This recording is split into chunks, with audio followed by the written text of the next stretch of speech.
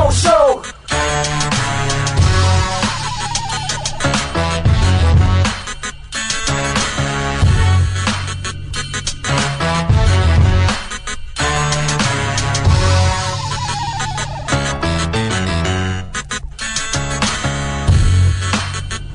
This is the big old show.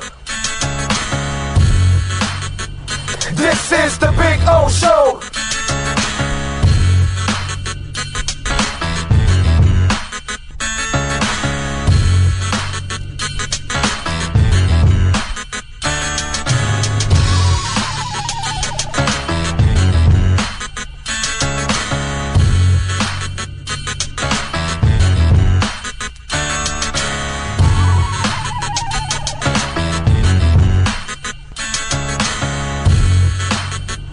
This is the big old show. This is the big old show. This is the big old show. This is... Where can you drive the new 2025 Acura RDX for only $399 a month? There's just one place, Acura of Pembroke Pines, the #1 volume Acura dealer.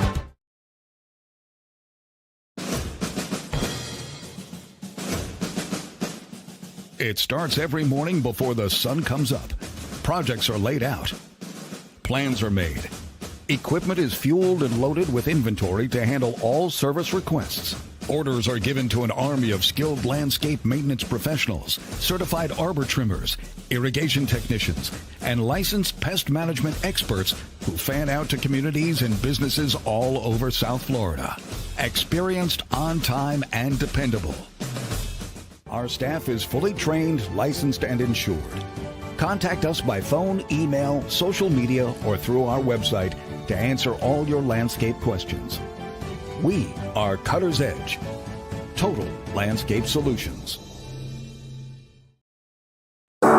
After 40 years, the Big Cheese Miami is still producing great Italian food. They started in 1984. Since then, they've been winning awards while being voted the best inexpensive Italian restaurant in Miami. Visit them for great food, amazing service. Witness the decades of Cane's memories. The walls are like a Miami Hurricanes Hall of Fame. The Big Cheese delivers anything on its menu or party platter menu to your home, office, or even a park for a picnic. Located at 8080 Southwest 67th Avenue, Miami. Call 305-662-6855. TheBigCheeseMiami.com, where they serve large portions at family prices. It's big. It's gigantic. It's the Toyota of Hollywood Super Sale. Over 2,000 Toyotas from just $17,988. Like a Corolla LE, not $24,000, $17,988. Buy with 0% financing, 0 down. Join the fun and get a super deal at Toyota of Hollywood, the #1 volume Toyota dealer on 441 between Hollywood Boulevard and Sheridan Street. Open till midnight. South Florida, listen carefully. Osmani Garcia with Omega Realty Group is changing the game. He's not just listing homes. He's guaranteeing to sell yours in 30 days or less, or he'll buy it himself. No excuses, no delays, no fine print games. This is real. If you're serious about selling, call 305-440-1990 and see if your home qualifies. Osmani Garcia delivers results. Osmani Garcia, the home of the 30-day sale guaranteed, where guarantees are backed by action. Call now, don't wait. This market won't wait for you. Restrictions apply. Call 305-440-1990.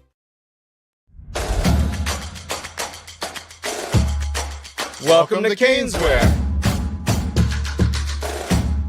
New store, new items, same great experience. Family owned and operated since 2010, Caneswear has the latest merchandise from the Miami Hurricanes, Miami Dolphins, Florida Panthers, Inter Miami CF, and more. Come visit us at our store in Davie on University Drive, just south of 595, or online at caneswear.com. Caneswear, the spot Miami fans shop. Before you buy or lease a Honda, Volkswagen, Hyundai, or any other model, compare Subaru, rated #1 in safety at Subaru of Pembroke Pines. Buy with 0.9% financing, 0 down. Forester with symmetrical all-wheel drive, $259 a month. Crosstrek with symmetrical all-wheel drive, $239 a month. During the Subaru A Lot to Love event at Subaru of Pembroke Pines, South Florida's #1 volume Subaru retailer.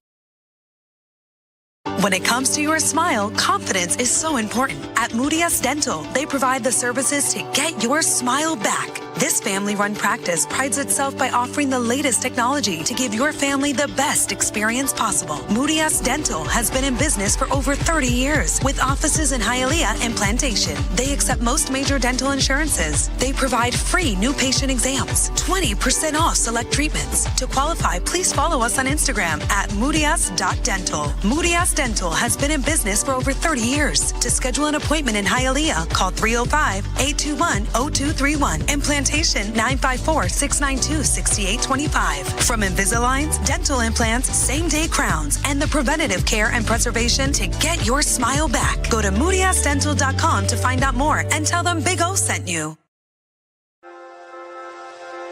Hi, this is Jeff Welt from Welt & Rayom. Dan and I have been in business together for over 22 years. We're not your typical lawyers. When Dan's not working in the office, he's flying his stunt plane.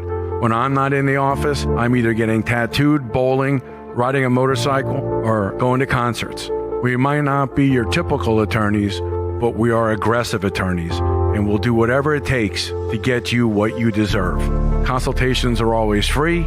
Call us anytime, 24/7. Welt & Rayom can help. Where can you drive a new Acura ZDX for only $439 a month? There's just one place, Acura of Pembroke Pines, the #1 volume Acura dealer.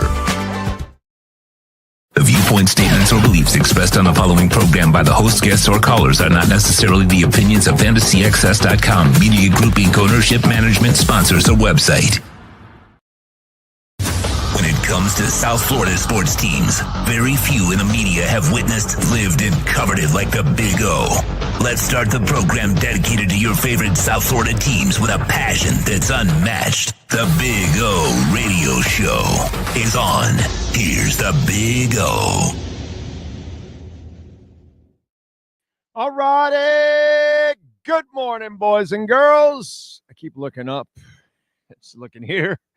Anyway, welcome aboard. We are back. It is Hump Day. Yes, sir.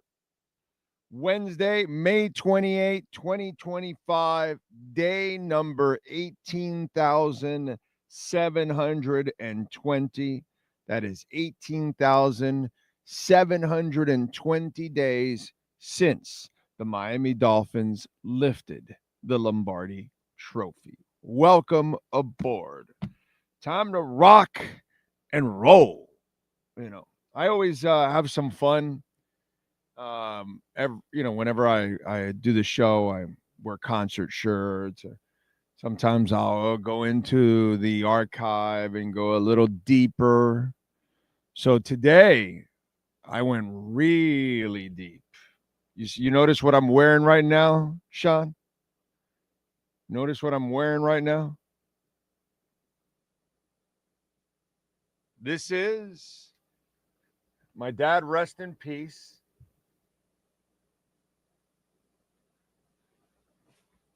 By the way, this shirt is from 1988, dog, and I'm wearing it. 1988. Do you know there's a bunch of people watching that are younger than this shirt? The shirt's in great shape, by the way.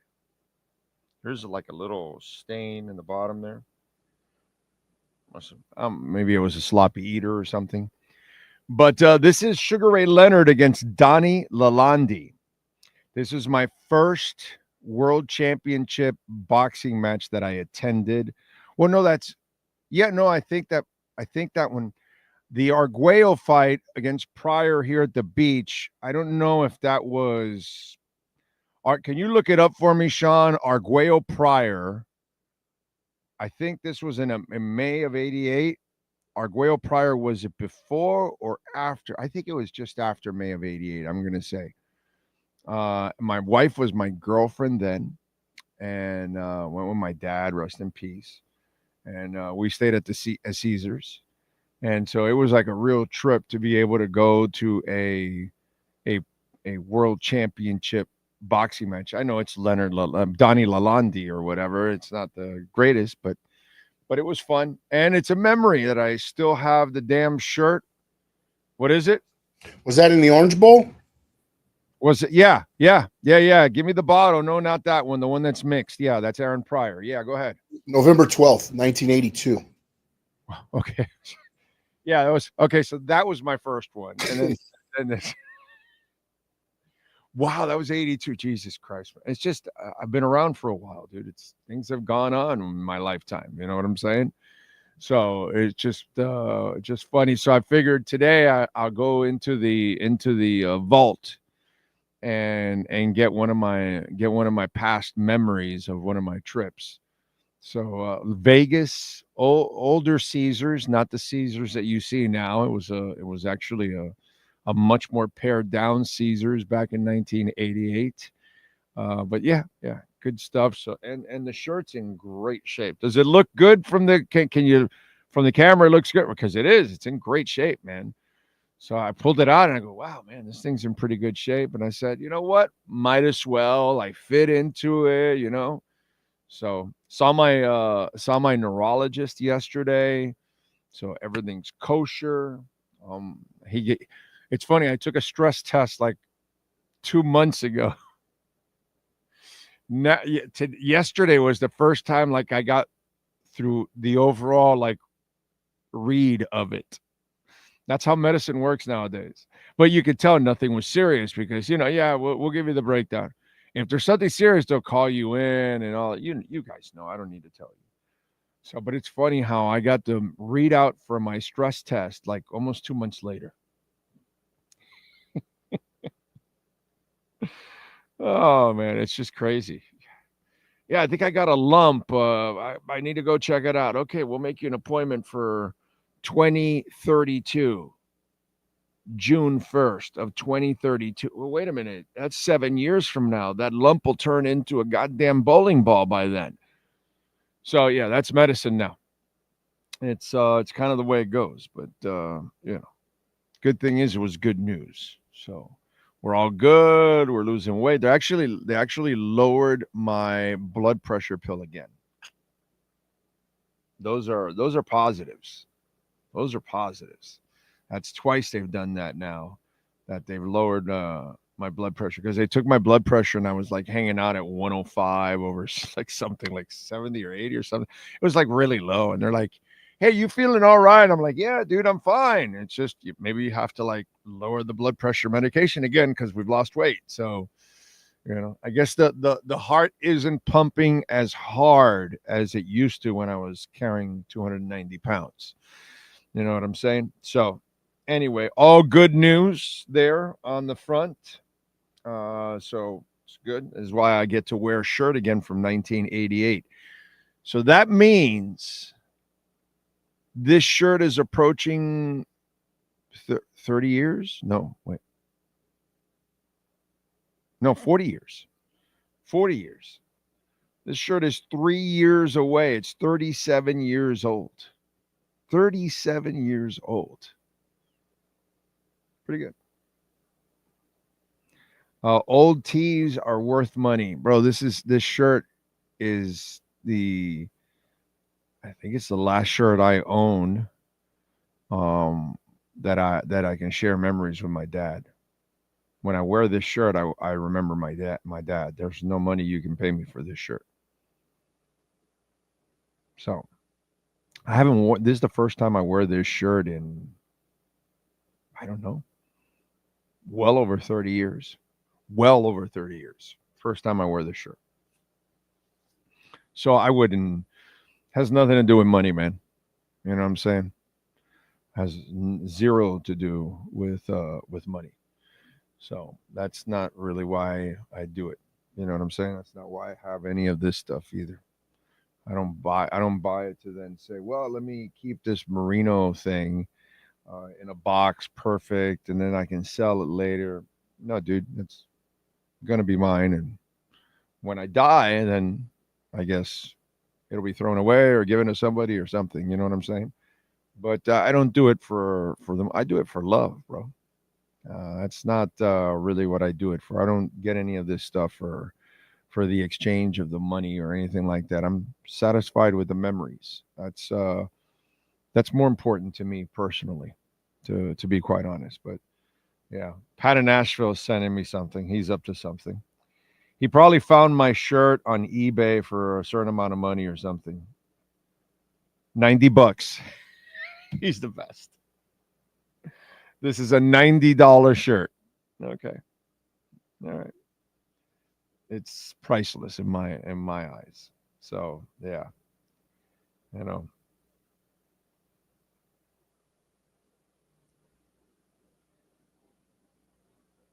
And just anyway. So yeah, a little different for me. But yeah, I get it why people have different motivations in life and all that kind of stuff. But that's not really why I didn't keep this shirt around and in this shape because of that. Not really. It's an important memory. By the way, this shirt, my wife and I were boyfriend girlfriend only at that time in 1988. So because we didn't get married till the early 90s. So a lot of things that go with this with this shirt. The shirt, there's a lot of memories, overall. So I could never part ways with this shirt. It's just, what also it is. It's really cool to go back to a shirt that's nearly 40 years old and you slip right into it. It's actually pretty cool.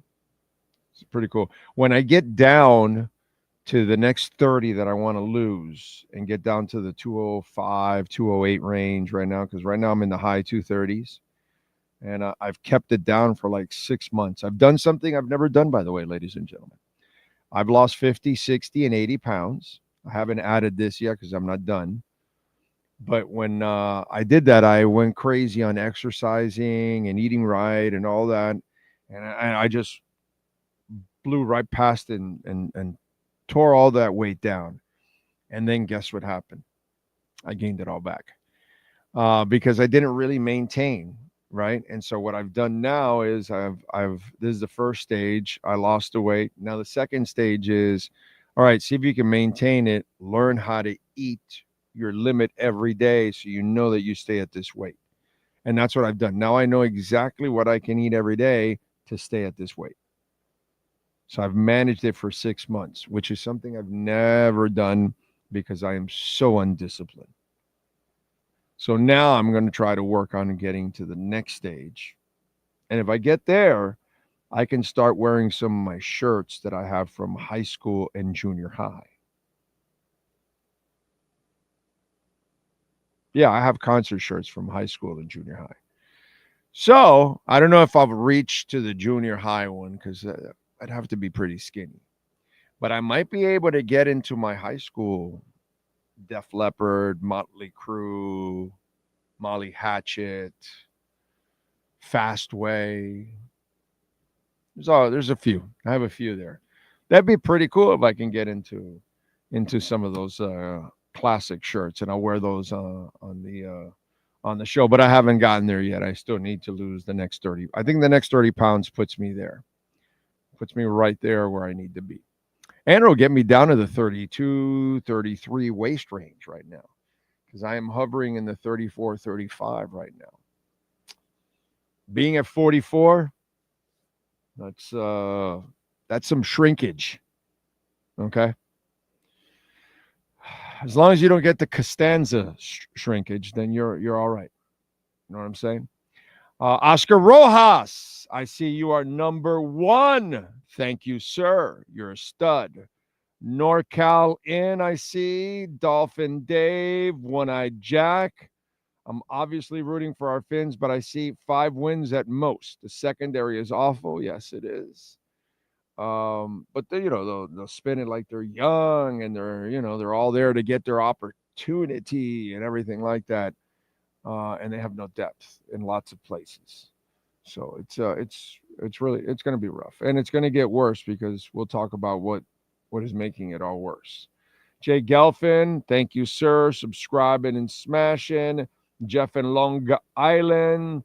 Jamie Zorria in San Jose, thank you for smashing it. And the like button too. Remember that. Brian Radke, thank you all out there. Big O, do you think ETH can hit 5K in this cycle? No, I don't. Not at all. I think it'll hit 10K in this cycle. And 5K is going to be easy. Dude, the problem with ETH and the problem with all altcoins right now, there's no regulations. David Sachs just came out, the crypto czar that Trump named, and he's expecting stuff for Bitcoin to be approved in August. But the altcoins also, we need regulations. There are no regulations. That's the only reason why ETH hasn't really ripped yet. Institutional money is pouring into Bitcoin already because it's clear and free. Okay? But altcoins have not, and that's what I've repeated over and over again. Once they pass the regulations and everybody knows what the game is, the ETH ETFs and ETH will explode. ETH gas fees have gone down drastically. They're cheaper than a lot of other chains nowadays when they were the most expensive. Okay? So I know that Vitalik talked about trying to, go back to more of the Bitcoin ways, but unfortunately he chose to go to proof of stake instead of proof of work, which proof of work is better. Problem is he didn't know how to scale. That's why Caspa is going to be so amazing, because it's proof of work, which is the most secure blockchains that there are in the world, and it knows how to scale like Bitcoin cannot. So Ethereum will explode. There's lots of businesses on Ethereum, and more are moving over. In fact, one of my favorite long plays and like reaches is Star Atlas. Polis is the coin, and they moved from Solana to Ethereum. And so there are other people that are leaving chains like Solana, because Solana has a lot of negative stuff with their network. It crashes all the time, still has those issues. Plus their nodes are centralized. You know what I'm saying? And people that are smart and follow this, it's such a problem is that a lot of these things that are supposed to be decentralized are not. And then that creates a real problem. Look at what Sui did the other day when they were able to lock in accounts and all that, and freezing Sui and all that. That tells you that they're centralized. So that's why Bitcoin and Caspa are superior chains to everything that's going on out there, because it cannot be manipulated that way. But it is what it is. They want to say they're decentralized, but they're really not decentralized like they should be. But Ethereum will still end up exploding because everybody has to move to the blockchain eventually. The internet will cease to pretty much exist the way it is in its form right now. It'll be more on the blockchain than anything else. So yes, you just got to be patient. And that's why no altcoin is going to be pumping pretty much. All the altcoins are going to be bad. And the more Bitcoin dominance takes off, the more it weakens altcoins. So we're not going to get the pump that we really want from altcoins until, one, the U.S. starts printing, and that's coming. They're about to pass a budget that's going to raise the debt ceiling to $4 trillion. We'll see what the Senate does now with it and all that. But Rand Paul, who's a Republican, I don't even have to go by the Dems. I'll go by the people that are in that mix, and they're the ones in charge right now, which is the Republicans. And Rand Paul said on one side he sees a $4 trillion budget bill, and on the other he sees a $5 trillion, which means we're going to print. There was no savings of money and any of that bullshit and all that they talked about. That's all dog and pony show that they lie to everybody. They can't fix our economy. They can't fix our dollar.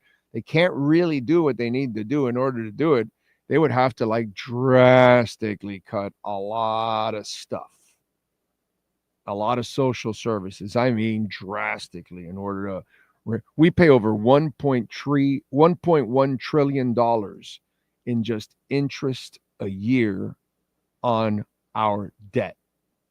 We spend more money on the interest of our debt than we do in the military, than we do on Social Security, than we do on Medicaid, than we do on schools. And like, it's ridiculous the amount of money that we spend on interest. So they're going to print. And when the printers start, go look at the M2 money supply. The Bitcoin follows it, and it's usually like a 3-month lag. The M2 money supply it's like way ahead of Bitcoin right now. And that's all. It's always what happens. And then Bitcoin starts to rip. Bitcoin's about to just start ripping, like ripping. It's going to go to the 120s, 130s very shortly. You're going to see.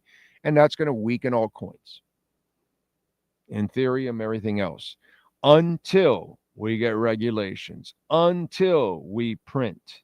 And then the floodgates will be open and going into all coins, because Bitcoin is already too expensive for the average person. And then the average person thinks they're out, which is the stupidest thing there is in the world.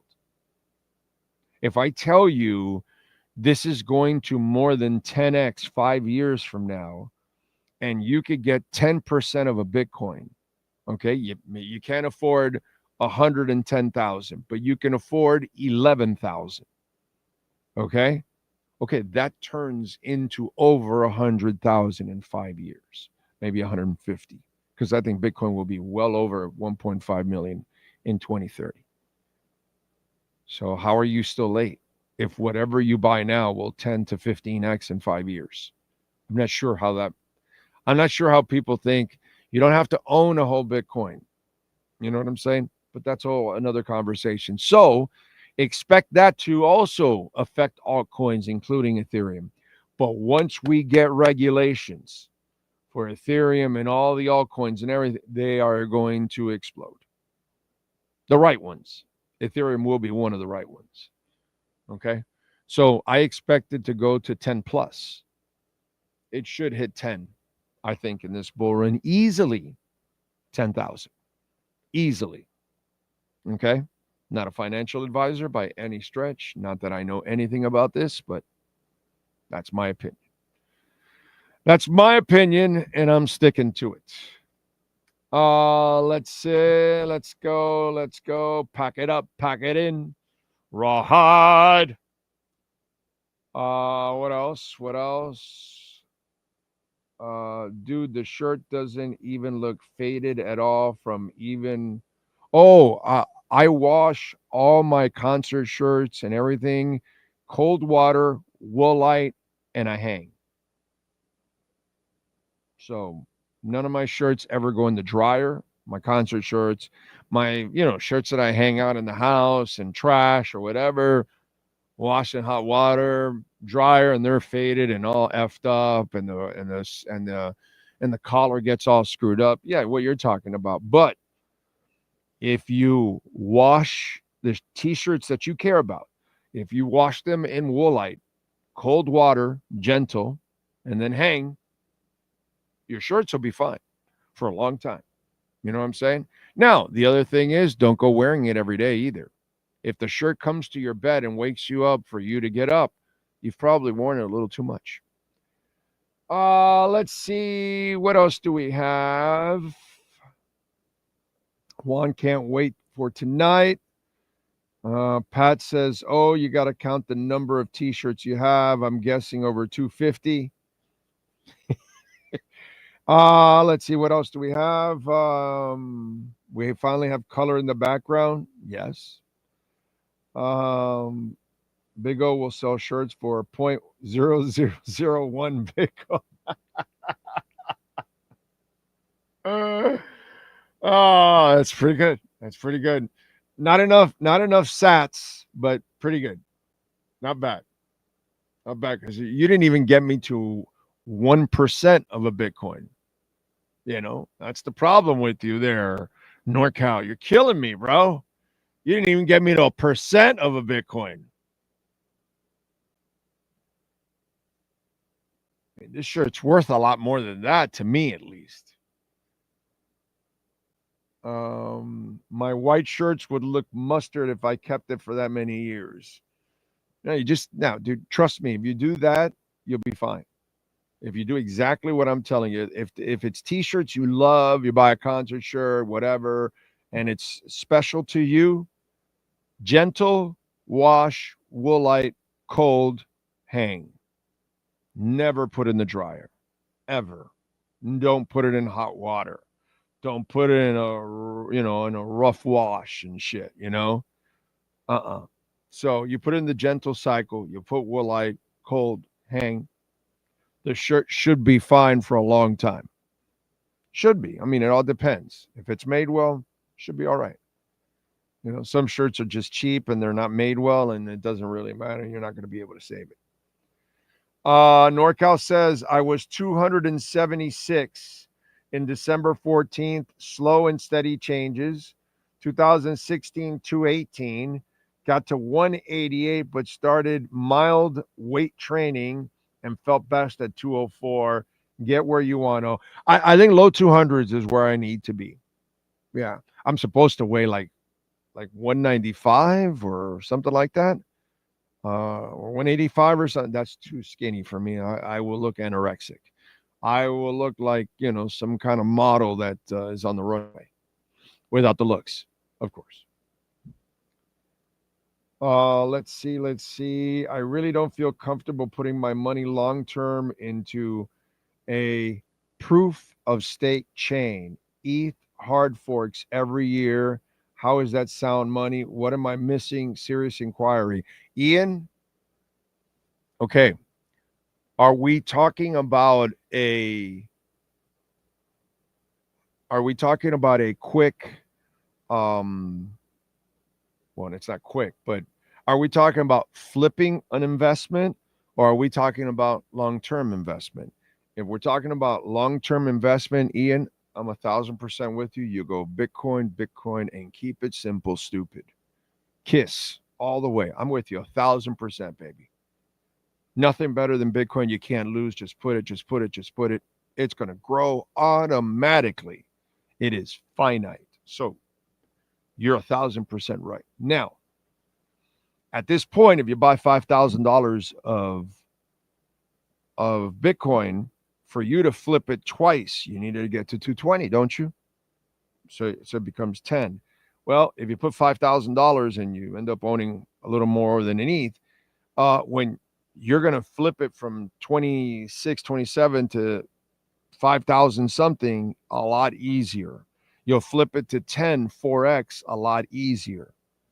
And then, so it's a matter of, okay, this is a lower market cap. I'm going to be able to flip it more, and I'm going to be able to make more money on the short term. But on the long term, which one do you want to play with? Of course, you want to stay with Bitcoin. But on the short term, you can make a lot more money with altcoins, Ethereum, Solana, whatever, because they're going to flip several times. A lot more, because it's harder to flip Bitcoin.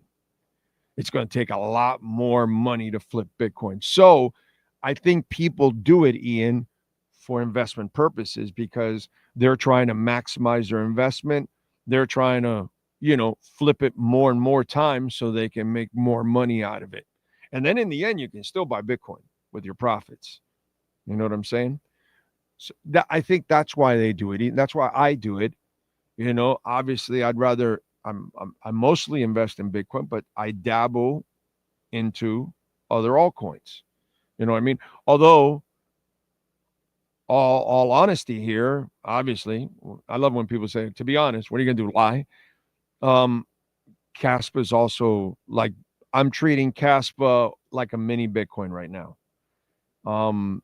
As the conviction I had with Bitcoin at 16,000, and I took a lot of shit from people 5 years ago, and Sean knows, and people laughing and all that, and oh, it's going down to 8,000 and 10,000 and whatever, and it's a Ponzi scheme and all that, and all these idiots are learning that it's not.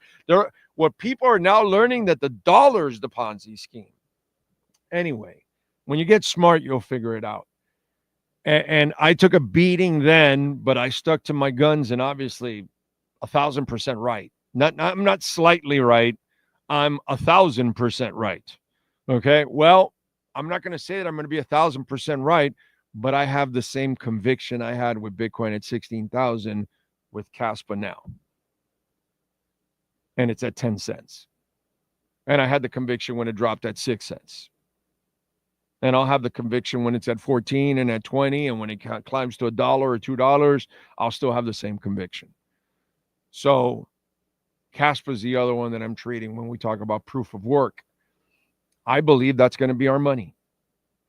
I believe Bitcoin will be the store value, and I believe Caspa ends up becoming the cash, the real cash that people are going to be using on a daily basis to buy your shirts, go to the movies, go to a boxing event, a concert, to take your wife, your husband, whoever to dinner, whatever.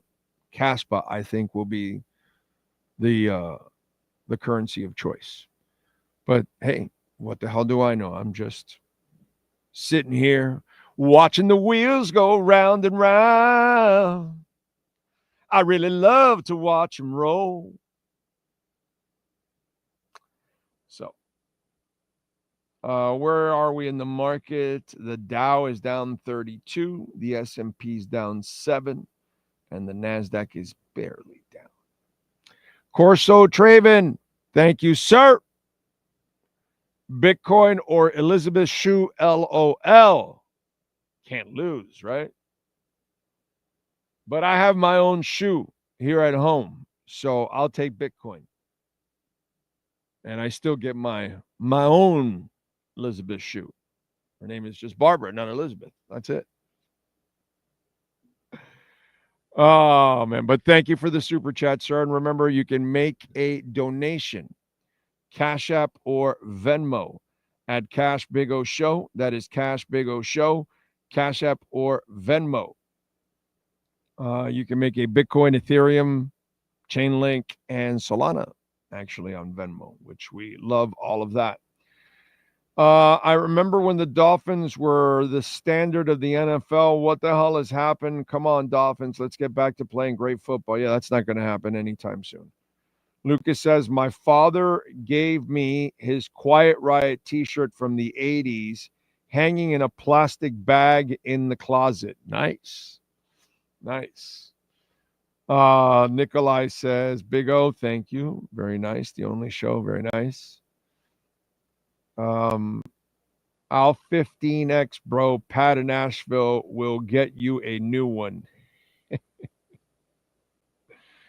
Lisa says, morning all. It finally stopped raining in New York. So guess today what we have, a fire drill. LOL. Very nice. Very nice. La Fama is in the house. Morning all. Let's keep chugging on the Caspa train, says Ocala Joe. He who laughs last laughs loudest. And when it comes to this, we are laughing the loudest over everyone on that one. Was watching Tua highlights last night from the last 5 years. The man can make every throw. Yeah, dude. Yeah. You know, I was in the car this morning. I went to go get a little breakfast at the Chick, and Poopart was on with Omar and Hollywood on QAM. And, you know, this is typical of the bullshit that you hear. The problem is not enough, you know, when they're on my show, they don't get away with that kind of shit because I stop them in their tracks and I say, no, that's horse shit. You know, and so they were talking about how Tua, you know, hasn't gone deep into the playoffs, and unlike Lamar and unlike Josh Allen, and, you know, and I'm sitting there and I'm going, okay, is Mike McDaniel or Flo John Harbaugh? No.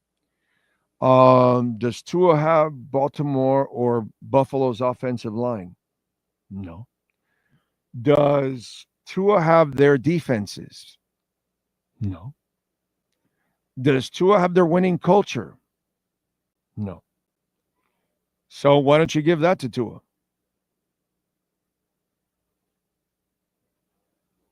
They don't give him just Mark Andrews. They give him Isaiah Likely also. We're likely not to throw to the tight end for years. But see, that's where I would have stopped poop on his tracks. And, you know, it's just, you can't compare apples and oranges. When the guy had competence around him at Alabama, he ripped everybody in ass. Oh, that the other thing, he needs a perfect team. Well, bro, he doesn't even have what Lamar has or Josh, which is what I would have stopped him in his tracks, and I would have just left him right there, and he would have gotten frustrated like he usually does. Because, you know, you just can't just come on and say something, and then you're the host, and you sit there, and you're going to go, that shit don't make sense. Yeah, let me just let it fly. Not going to happen, dude. Not on this show. So, yes, he can make every throw. Tua's not Tua is a problem only because his dumb ass wants to seek contact.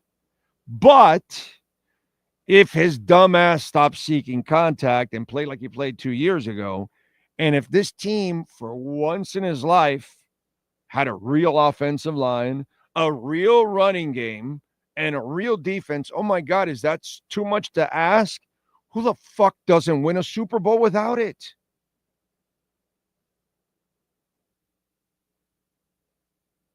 So we want to bash the guy like some do in the media or in fans. The problem is you need to use an even level playing field and not use an argument to take a shot at somebody because you're crafting it that way. I can craft a lot of bullshit too, but I'd rather not craft bullshit. I'd rather craft reality. And the reality is Tua is in the middle of a shitstorm. So that's just the way it goes. It's not his fault. And then the idiot thinks, oh, well, I got to go do more than that because we can't run the ball consistently. We can't stop people consistently. We can't catch the ball consistently. Tyreek Ross.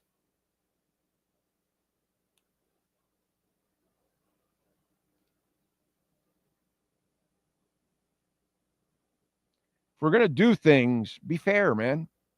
Be fair about it. Understand what you're covering is a freaking disaster. And you expect Tua to lift a sinking ship? A coach that doesn't know when to stay with the run? Can't win a challenge? Can't get a play in on time? Can't teach his players to be disciplined consistently on offense with pre-snap penalties? Tua's supposed to overcome all of that? Qué lindo. Qué lindo. Yeah. It's just, and that just doesn't fly on this show, dude.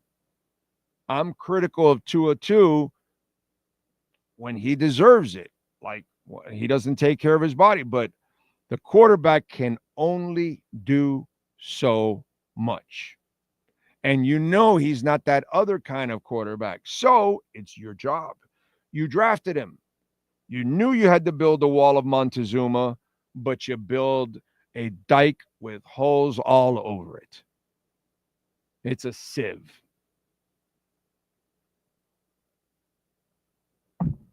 So what are you going to do? You're giving him an offensive line and a running game that doesn't fly. Does he have Cook? I'm sorry. Sean, help me out here. Does he have James Cook back there and the offensive line of the Bills? Does he? Help me out. I must have been missing this. No, he does not. Okay. Just saying. Does he even have Isaiah Pacheco? Think about this. You had a team that wanted to use Devon Achane as a lead back. Do you know how fucking stupid that is? Do you know how fucking stupid that is? What coach in his right mind wants to overload a small back in the NFL? You don't want to overload a big back in the NFL, much less a dude that barely gets to 200 pounds. The stupid shit that goes on here, dude. Tua cannot overcome that. But too many people, whether it's fans or media, they're not critical enough of what's going on around him. And the guy does the best he can. Because you have too much incompetence around him. They can't block. They can't run. They can't catch. They can't run the right route sometimes. What's he supposed to do? He's waiting for the play to get in. What's he supposed to do? He doesn't have a full, he can't go with the whole playbook. They don't allow him. It's a check with me. He either or. So you weaken him there too. Because at least he could do the Marino. Fuck that. I'm going to go call my own play. You're in the middle of the game. You kind of see the defense. You know, nobody knows better than the quarterback what's going on. We have to be fair, but we're not. And because we're so desperate to win, we blame it all on one person when that person is elite as a passer. He's not the problem. You have to fix everything else around him. And it's not that he needs a perfect team. He needs a really good team.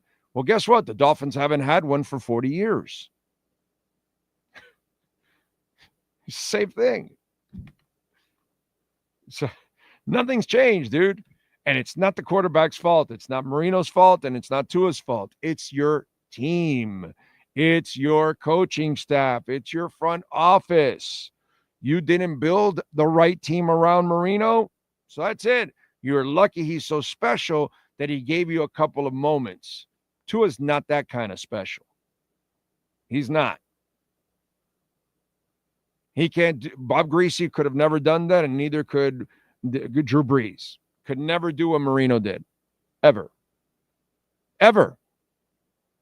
They needed a running game. They needed an offensive line. What's wrong with that, dude? That's what Phil Simms needed in order to win. Do you think Joe Montana won without a great offensive line or D line or whatever? It is so unfair, dude. Oh, and by the way, Lamar and Josh Allen still haven't won jack shit. So for everything and all that BS and all that, neither one of them won it. You know why? They need a perfect team, just like the guy in Philadelphia. Do you think that guy's half the quarterback that Tua is? Not even. Does Tua, I'm sorry, Sean, help me out here. Does Jalen Hurts, their offensive line compared to Miami's, I'm sorry, are they really close, Sean? Are they really? Not really. Okay. Philadelphia's defensive line with Miami, are they really close? Not really. Okay. I'm just wondering because, that's what I heard this morning when I'm going to Chick-fil-A. He needs a perfect team. Bro, I fucking laughed my ass off. I would have crushed that shit because I gave you right now all the ammo and I would have left them blah, blah, blah, blah, blah, blah, because you got nothing against that. So Tua doesn't have anything that those people have that actually win. By the way, they have way better head coaches. But Tua's supposed to overcome all that shit. Bro, that's some ignorant ass shit, dude. That's some ignorant ass shit from a lot of you.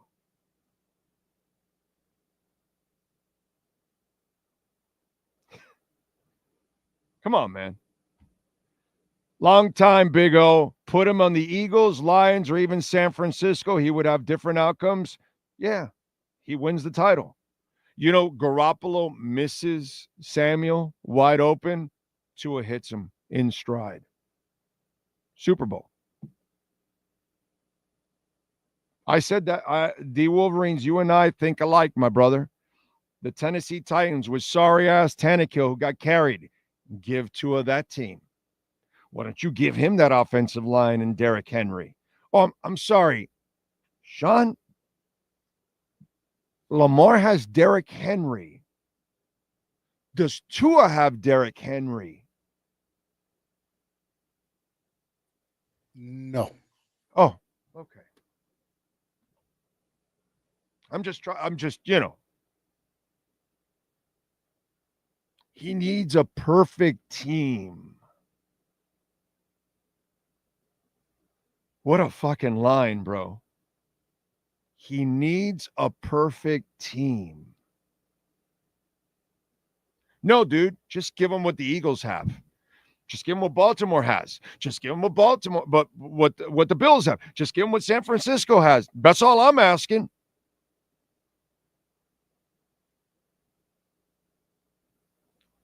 That's all. Oh, you mean give him a good team, not a mediocre team, a mediocre coach. Oh, but, let's hold that against Tua because it's all Tua's fault. I mean, dude, the things that are said because you have an agenda, because you got to try to make your point when you're wrong, it is amazing, all of you out there that are Tua haters. It's amazing. It's amazing. Let's see. What else do we have? Miami Dolphin goes, it's a damn shame my guy O has 21K subs. That dude, you got to understand something, Miami Dolphin, and I'm good with it. This is a show that tells you the hard truth. People don't want that, my brother. They want to be fed lies.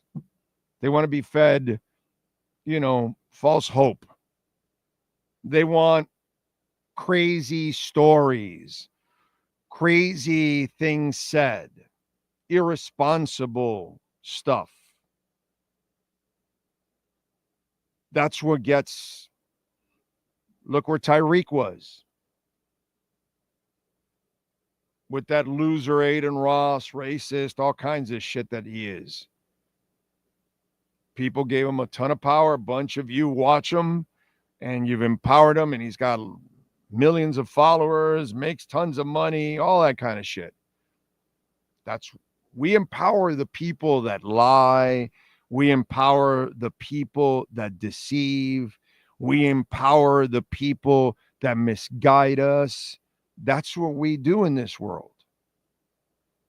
The loud, the obnoxious, the people that create problems, we go there.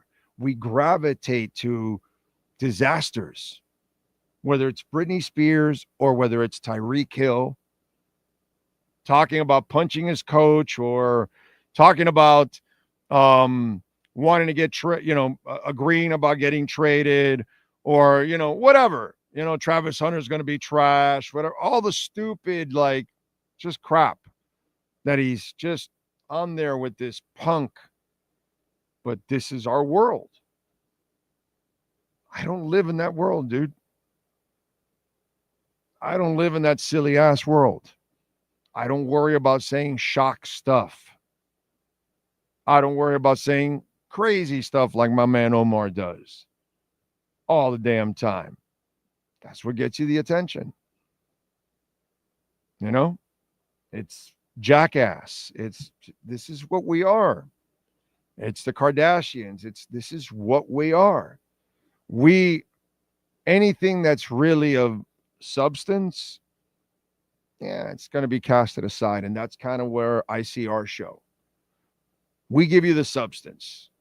We tell you what's going on with the Dolphins, with the Panthers, with the Marlins, the Heat, the Canes, life, our money, Bitcoin, crypto, whatever, music, entertainment. We kind of just keep it real. That's boring, dude. That's boring. That's not fun. Fun is silly hypotheticals that make no sense whatsoever. And stuff that just insults people, gets them riled up. It's just sad, dude. But this is the world we live in.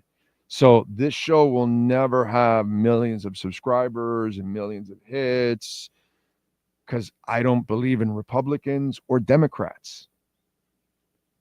So I'm not tied to a party. Kind of just call it like I see it. And that's just not accepted. It's more be a fanboy or fangirl of one of these and get locked in and then hate the other side. That's what gets you right there. But if you actually are in the middle and you're just for human beings, it's no fun.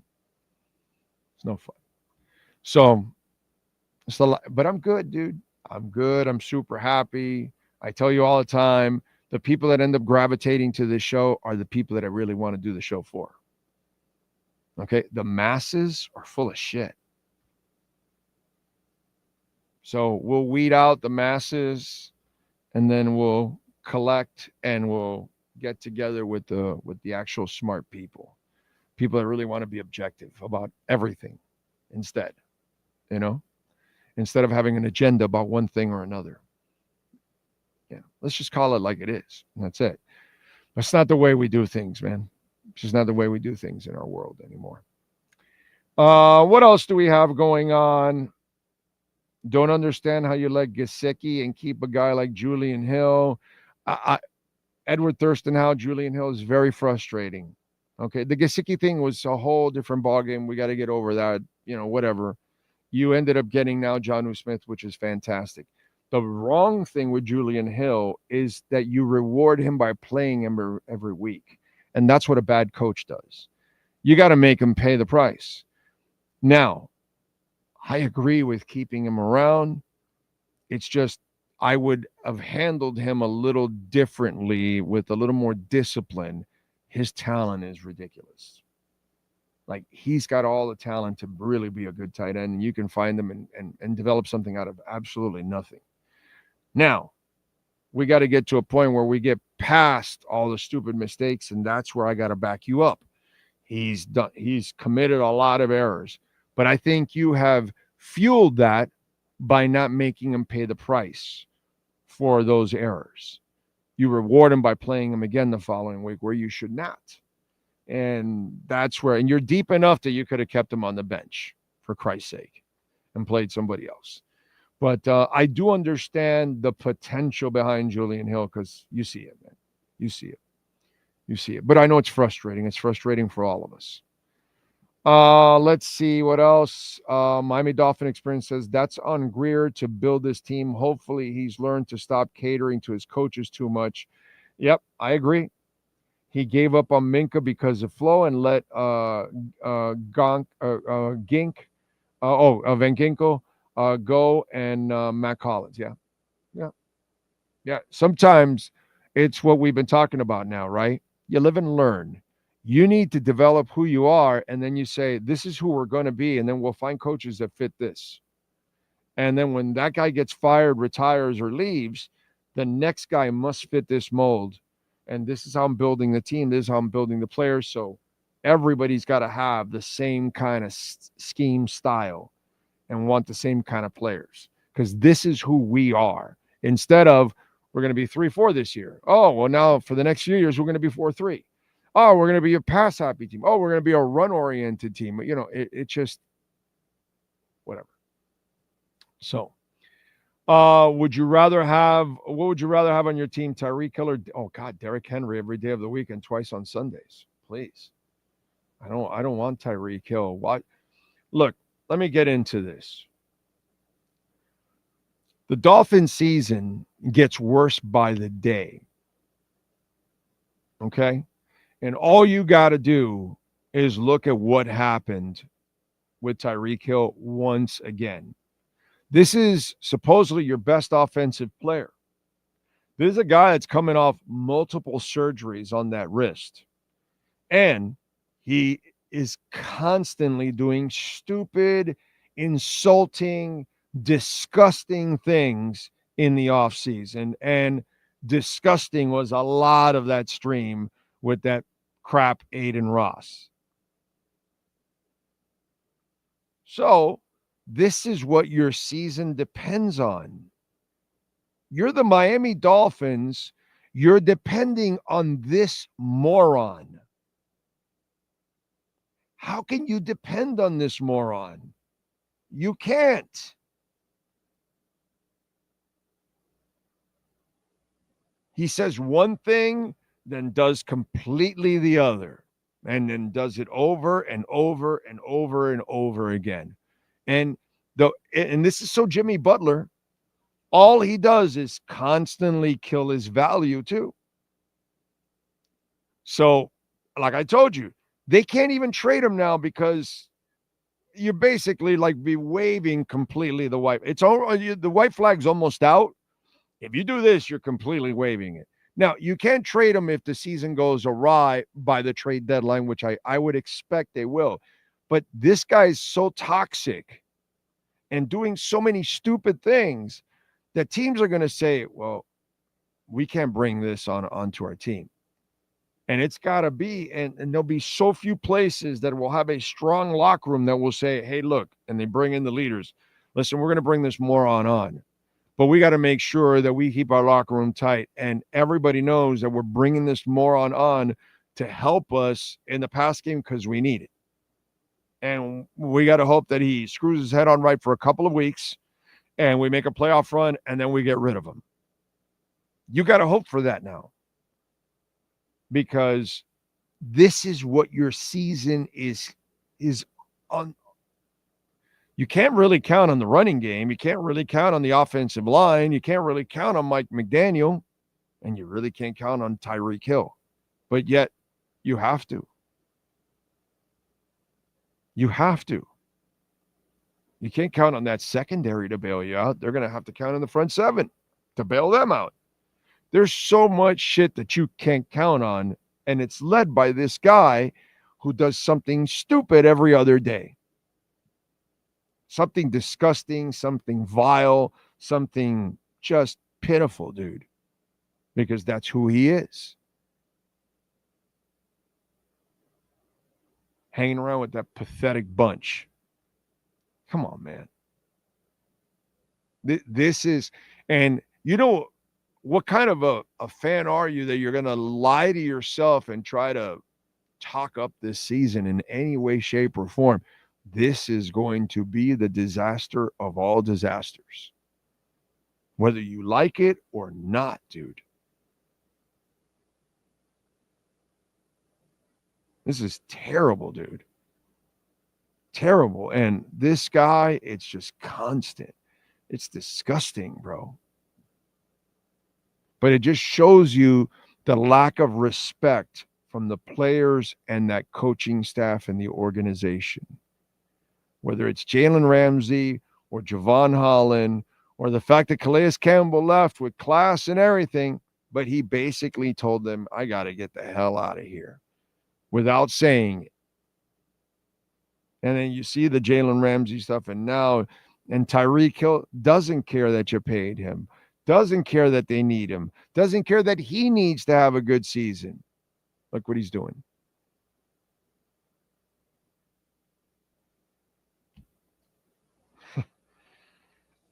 I don't know what to tell you all out there, but, you know, I'm just not going to sit here and bullshit myself. I expect the worst, unfortunately. You know that? That's what I'm doing. I'm expecting the worst, and it sucks. Absolutely sucks to do it that way. But what else am I going to expect? What else am I going to expect? By the way, Cutter's Edge Pro, William Quigley and the great people at Cutter's Edge Pro, whether it's tree trimming and removals. And listen, we're approaching hurricane season now, okay? It starts, and we go all the way till November. Now's the time. Call Cutter's Edge Pro, Dave Broward, Palm Beach County. Landscape design, outdoor lighting, irrigation, all that stuff. They do it all for you, folks. Artificial turf. I have it for my doggies. So you can check it out. It's great if you have dogs. Artificial turf is the best. It's the easiest to maintain because there's pretty much nothing to do. And it looks fantastic every single day of the year. But really, check it out. And landscaping helps your home, man. It helps you even save energy. You surround your house with landscaping and trees. You cool down your home. Your AC works less. It's amazing, man, really. It's a great story. Plus, landscaping improves the value of your home and the quality of your life. I got a bunch of trees in the backyard now. I had no coverage in the backyard. It was all sun. Now we got some big old Sylvester trees and palm trees growing all over the place, and there's shade. And it's beautiful because when you're standing under the shade, it drops 10 or 15 degrees, which becomes a huge difference. Call my friends at Cutter's Edge Pro. They'll get it done for you. 954-472-0622. That's 954-472-0622. And ask for William Quigley, Cutter's Edge Pro. All right. Also, I think, what do we got here? Jonnu Smith, Miami Dolphins, greatest tight end ever. Golden Panther legend. Hell of a tight end. Not the greatest ever, but hell of a tight end. Did you say weed out them asses? Yes. The fact that Tyreek says he's focusing on getting 2,000 yards instead of winning a title tells you everything you need to know, of course. He's just always talking crap. No, I know, Coach. I know Poop is an anti-Tua guy. Let's see. Do you ever think about calling into those shows? And no, I don't really give a shit. I listen because I was in the car, and I like to support the guys. When I'm in the car, why not? I don't mind, but I don't give a shit about any of that, dude. I'm my own man, dude. I'm not involved in any of that kind of crap. You know what I'm saying? It's my show, and we'll bring people on my show so we can talk. But I'll go as a guest if people want me on as a guest or something. But yeah, no, I'm on my own, dude. I've been at this for 35 years, longer than everybody else pretty much in this business, outside of Joe. So, I don't. It's not something that I crave or anything like that. I express my opinions here, and that's it. And that's more than enough. You know what I'm saying, for me. So I'm more than satisfied, to be quite honest. I feel like the most Dolphin beat writers are anti-Tua. Nah, I don't think so. I think the beat writers do a good job overall. Poop does have his anti-Tua stance. He's not a believer. That's all. I don't think that he dislikes Tua or anything like that. I think he just doesn't believe in Tua. But I think he's wrong. Dead wrong. The problem is not Tua. The problem is around Tua.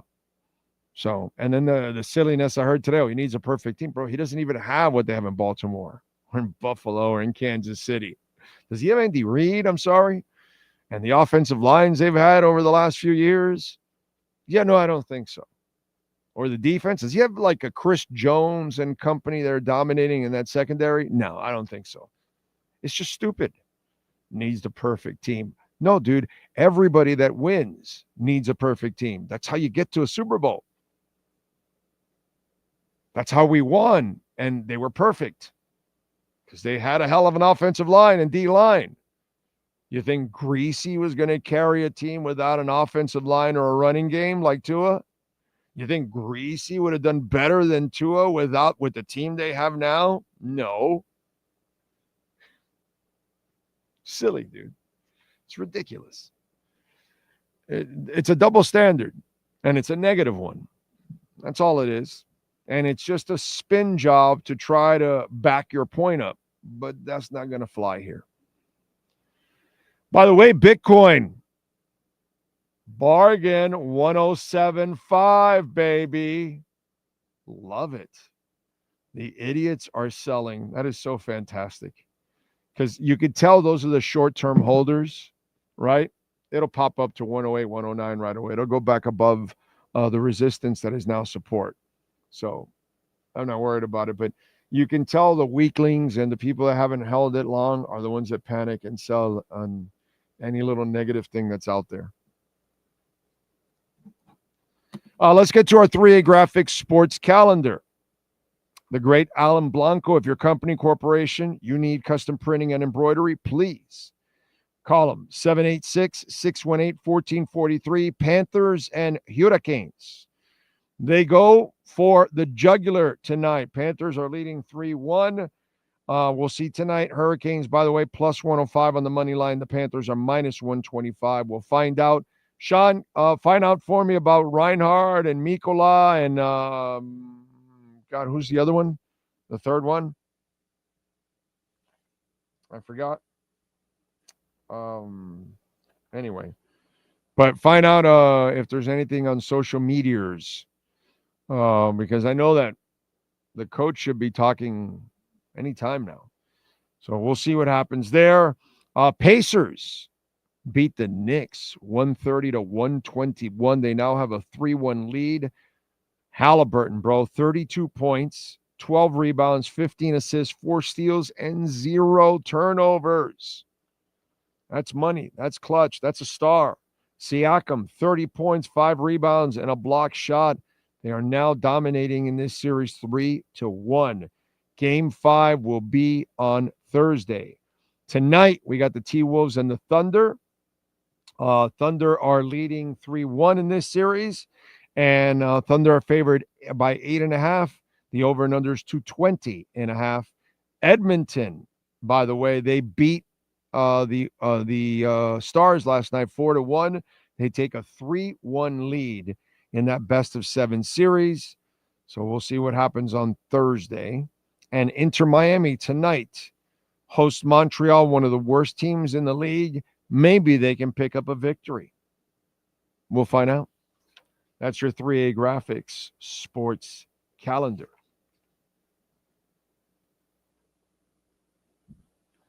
What else do we have here? Finns have always had solid tight ends. Rose, Jensen, Edmonds. You forgot Jackson. You forgot McMichael.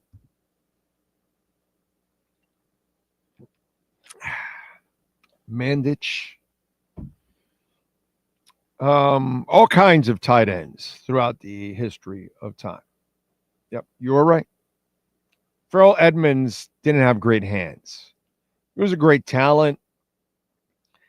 Let's not make Farrell Edmonds out to be more than he was. Okay? Farrell Edmonds was an underachiever. Just be. If you watched his career, if you're a real classic Miami Dolphins fan,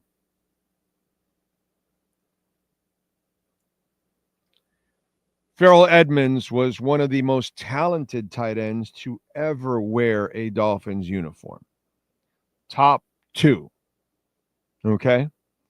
Did he play to his potential? Not even close. Not even close. He dropped too many balls. He just wasn't consistent enough. He flashed. Oh, did he flash? Oh, if he got out in the open field and he actually held on to the ball, yeah, those were the moments you were like, wow, what could be? But he is the tight end equivalent to Darryl Gardner at defensive tackle. Were there great moments? Yes. Were they great players? No. They weren't even very good players. They weren't consistent enough to be that. You know what I'm saying? So, I'm just going by reality of Farrell Edmonds. Keith Jackson, that dude can catch anything. Anything and everything. So, Dolphin Experience says Big O was on my show, and that was the coolest thing in the world. It was Miami Sports Fanatic show. Oh, okay, there you go. Yeah, I remember. Thank you, sir. Finns have always had solid tight ends. That's right. Big O, summertime movies now. I saw Mission Impossible last night. I saw the new Mission Impossible last night, and it was good. Do you know the Mission Impossible franchise as well, Sean? No? Okay. Is it, follow me here, is it Ghost Protocol, the one where he's sliding into the hole and then the guy chases him, the blonde guy that's always frustrated, and he falls into the glass cage? Is that Ghost Protocol? That one? That one's better. The one where the guy kills his partner and he's running away with the antidote and he's ripping his mask off. That one's better. The one with the guy that died from heroin overdose, the redheaded guy. He had a serious drug addiction. Hell of an actor, but poor man had a serious drug addiction, sadly. Philip Seymour Hoffman. And I think that was like the third one or whatever, where if you don't kill me, I'm going to die or whatever. And she has to shock him to kill him and then bring him back and all that shit. That one's better. There's a few Mission Impossibles that I would say are better than this one. Okay. I don't want to delve too much into it because I don't want to give spoiler alerts at all here. Okay. The movie was too long.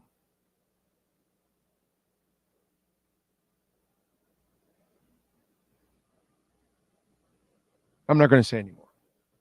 I don't want to say anymore because it just came out and that just may ruin it for somebody that I start saying certain things that I didn't like. It doesn't give away the plot or anything like that, but it's about the movie itself. And I've got a gripe that I think was kind of, well, I don't want to get into it, but it was good. It just wasn't, it wasn't one of those like, oh my God, Maverick. You went to go see Top Gun Maverick and you're like, okay, bro, you're going to be able to recapture Top Gun. Come on, really? And you walk away and you're like, holy shit. Wow, this one's better than Top Gun. They nailed it. They did a great job. The cast was terrific. The new cast blended in well. They did a marvelous job of blending the old story with the new. Like, holy crap, right? At least that's the way I felt about Maverick. And now if you're going to this one to be a crescendo, it will not be a crescendo. It will not be a crescendo. Okay, good movie, but I'm not going to go. There's others that I like a lot. Dan Johnson was very good, sir. He had great hands. He wasn't like this phenomenal athlete, but Dan Johnson and Bruce Hardy and Joe Rose, those guys in that combination at that time, all those mothers, all they did was catch the damn ball. Catch the damn ball. Okay, that's what I love about all those guys. Marino found them. And Joe Rose wasn't a great tight end. No, but he had great hands. Joe Rose can catch the goddamn ball. So that's one of the things I've always told Joe. Yo, Joe, man, you were a damn good player overall, bro. You had great hands. You guys all could catch. You were super reliable. None of you. They reminded me of the Chicago Bulls centers. Joe Rose, Dan Johnson, Bruce Hardy. It's Will Purdue, Cartwright, and Luke Longley. You're like, carajo. Anyways, it just like, okay, none of these centers are going to be like, but collectively, they all got the job done. They scored. They set picks. They rebounded. They played defense. Again, none of them stars. But to me, when I would watch Marino play, they weren't Keith Jackson. Keith Jackson was special. He can move. You know what I'm saying? But those three guys were fantastic because they were a group. And then the way they were used was beautiful. So to me, yeah, dude, I have so much respect in that era for those guys because they were pros. They were consistent and underachievers. I mean, undervalued. Johnson, Hardy, and Rose. Really nice combination, man. Really nice. Ocala Joe says, I was a Hardy fan back in the day. Of course, dude. Guy was money. Caught everything in sight. So did Dan Johnson. They had the slide catch perfected. Marino could throw it low to the ground and they would slide catch it. It was fantastic. Fantastic. Jay says, I like that. It tied up all the loose ends from the other Mission Impossible. Yes, that did. Having all the people and all that kind of stuff. Yes. That was a good movie, but it won't be, I don't think it'll be in your top 4, maybe 5. Out of, 7, 8 of them? This is probably one of the lesser ones. Okay? That's the way I looked at it. Good, but not one of the best ones. No. Dolphins kicked me in the balls this morning, too. They just don't care. It's set. What did they do, NorCal? What did the Dolphins do? Maverick saved the film industry. Kid you not. Well, the amazing part, Pat, is that he sat on that damn movie. Like they made the movie and he goes, no, we're not doing the whole TV shit. No. This is a big screen movie. And when people can go back to theaters, we will then do it. And you're right. It did ignite it. You're right. Probably did save it. Probably did, kickstart it back. And it was great. And it was fantastic. Man, Maverick, it blew me away. Like, I'm hoping the Dolphin season does that. Like, I'm expecting the worst. I went to go see Maverick, and I'm like, come on, dude. Come on. Top Gun was awesome. The story, the love story, the whole thing. You just can't top it. The soundtrack, all of that's the only thing Maverick couldn't top. The soundtrack. That's the only thing Maverick couldn't top. But Top Gun was great top to bottom. And you're like, there's no way after all these years they're going to make, like the Beetlejuice. Come on, dude. Please, give me a break. Most of these things are going to flop. Wow. Maverick was awesome. You got to give people credit when they deserve it. Okay. Justice says, ordering my Cam Ward Canes jersey from Caneswear next Friday and using the Big O10 code. That's right. Big O10, and you will get 10% off at Caneswear. So make sure. What happened? One of our corners got hurt jogging onto the field. For real? Was that true? What happened, Sean? Give me the news. Give me the news. Well, Chris, I think, I believe Bono said that they had already the material for like 2 albums. So I'm not surprised that they're, probably finishing up a new album, and I want a tour. Pat in Asheville. Pat, I know you're going with me, right? We're going to Dublin. This next tour, bucket list, I have to see U2 in Dublin. Have to. I'm praying that they do Dublin and Cork. Because, God, Cork is so historic. So I would love to go, see a concert in Cork, and especially U2, which would be fantastic. You know what I'm saying? So I can't wait personally. I can't wait for the next U2 album and tour, because you can bet your life that I will be in Dublin for that next concert. I'll do anything to be at that concert. Damn right. McMichael was fun to watch when he caught the ball. Yeah, McMichael is a good player, man. Good receiver overall. Athletic as hell, too. The issue with Final Reckoning was too much exposition every few minutes. I don't want to get into it. You saw it. You're kind of going in the direction where I want to go into, but I just don't want to go into it because I don't want to ruin it for people. It's just not fair. Okay.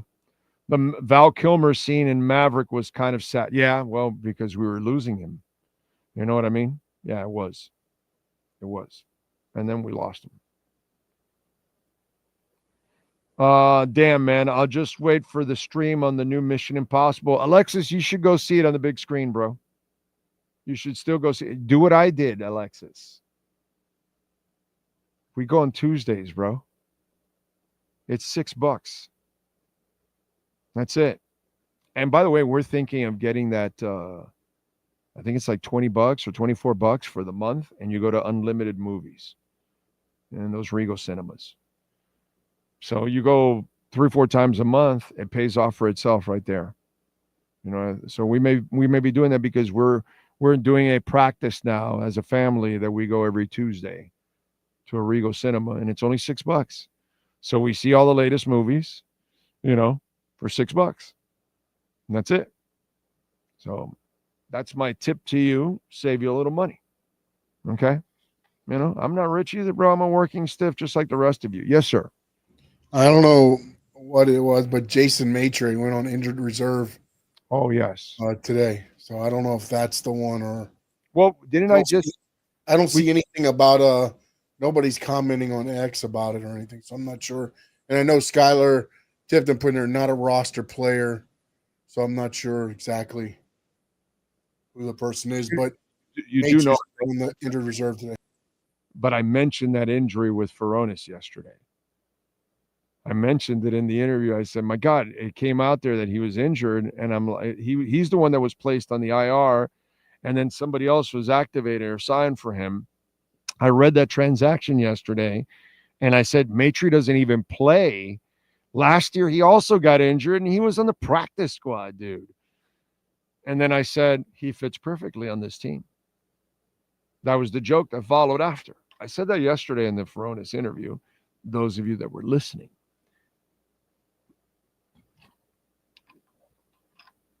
So Maitre is not but let me tell you something.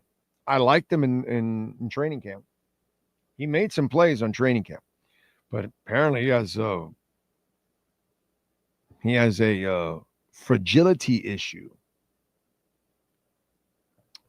Big O, as good as the new Maverick was to me, as an old fart, Maverick will always be James Gardner with Jack Kelly.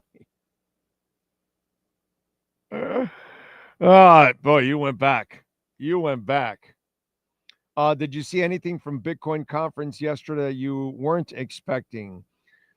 No, not really.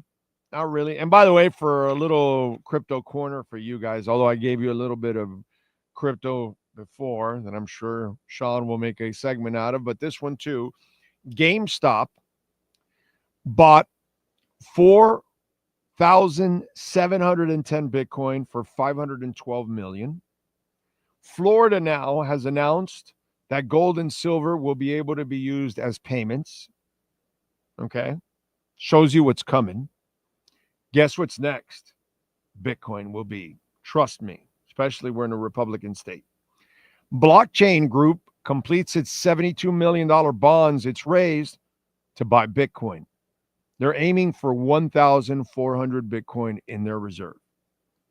Trump Media is now going to put $2.5 billion together to build a Bitcoin treasury. ShopLink, all right, ShopLink Gaming, they're going to adopt an Ethereum treasury strategy. Remember we were talking about Ethereum? After a $425 million purchase. And Cantor Fitzgerald, all right, is starting a $2 billion Bitcoin crypto lending initiative. So, if you don't think that this is going to be the center of the financial universe, I can't help you. Can't help you. It's happening all around you.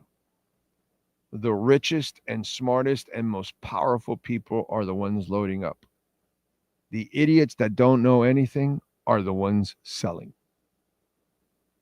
Others are gobbling up hundreds of millions, and some of you out there are selling your $50 worth or $100 or $5,000 or $50,000 worth. It's crazy. Absolutely crazy. Not a financial advisor, but man, it's so obvious. So One-Eyed Jack, can't say anything about, I did see something out of the crypto. There's a credit card.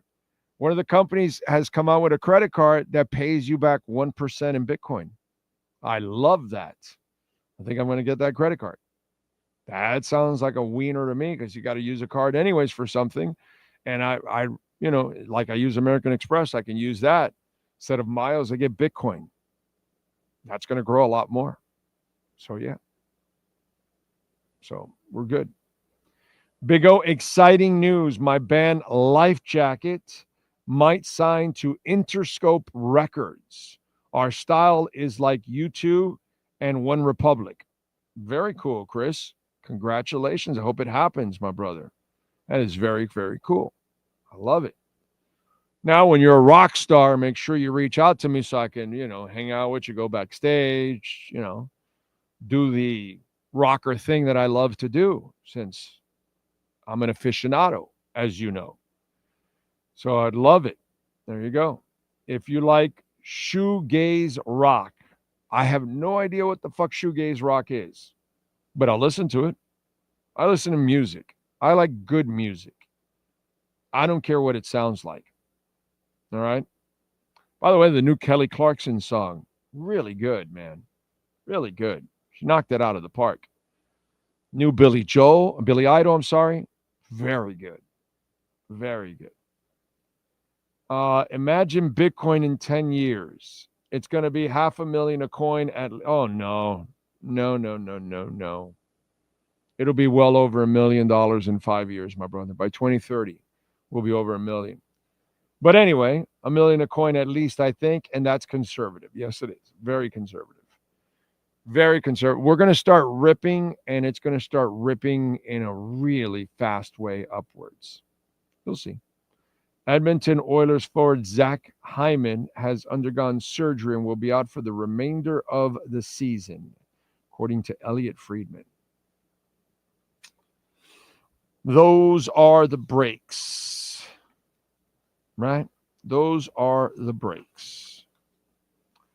By the way, we do want to tell you about Toyota of Hollywood, 1841 North State Road 7, Herbie Lopez and the great people there at Toyota of Hollywood, man.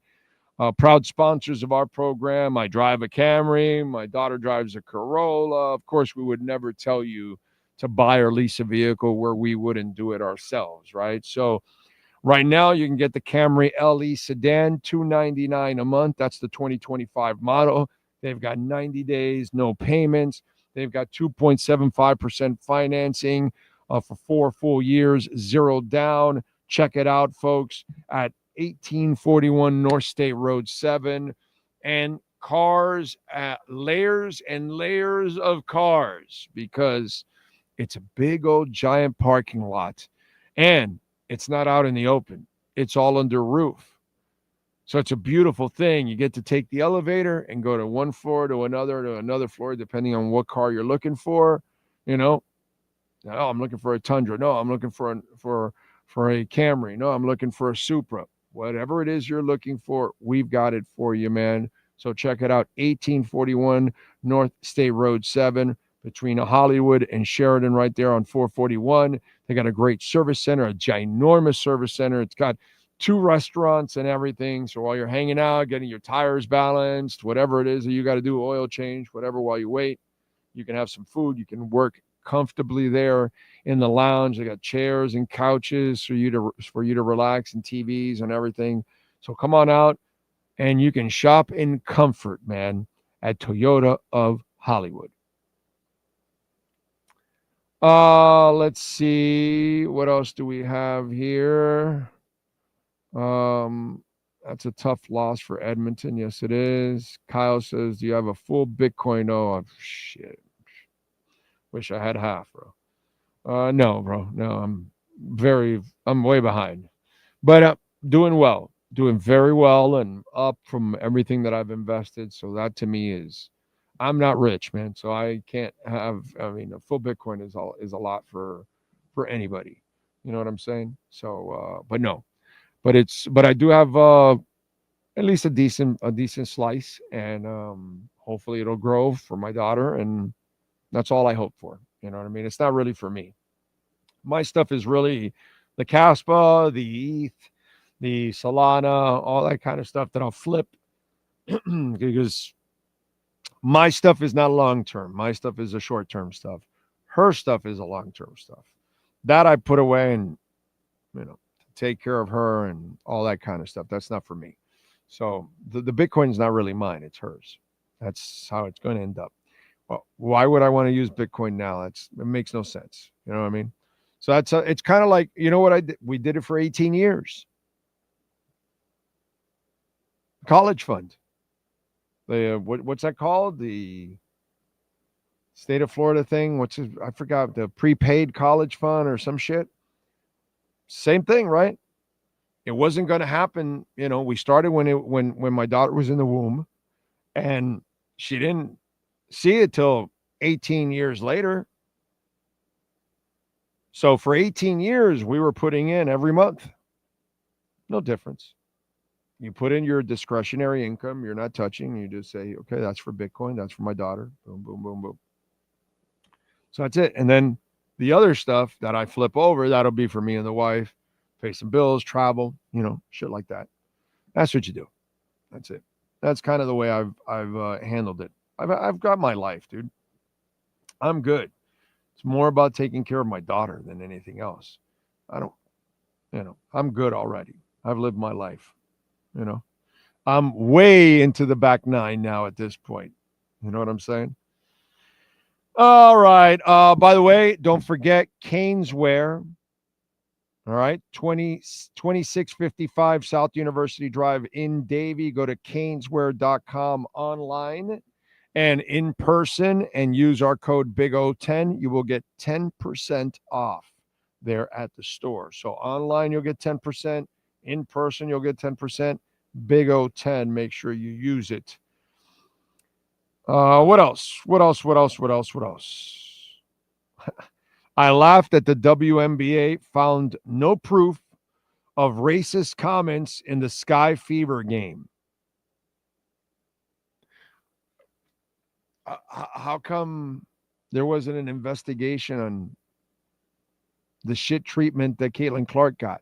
Look, dude, racism goes on in one way. We know it happens against the black community. Bias happens against women. Bias happens against the gay community. We know it all exists. But the part I kind of trip out on, not that it happens a lot, but when it does happen, that it actually happened to a white woman, it's downplayed.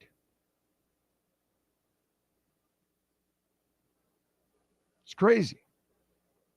Because it's obvious, hateful, bias, racist, all those kinds of nouns, verbs, and all those kinds of descriptions of people. Those are the reactions that she got. They were hateful, they were biased, they were racist.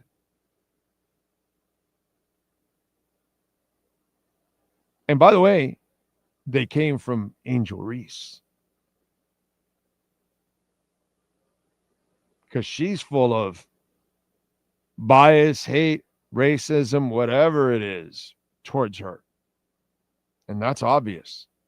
I remember one guy last year told me, well, no, they're just rookie hazing. I'm like, bro, Angel Reese is a rookie. Rookies don't haze rookies. Only veterans haze rookies. What are you talking about?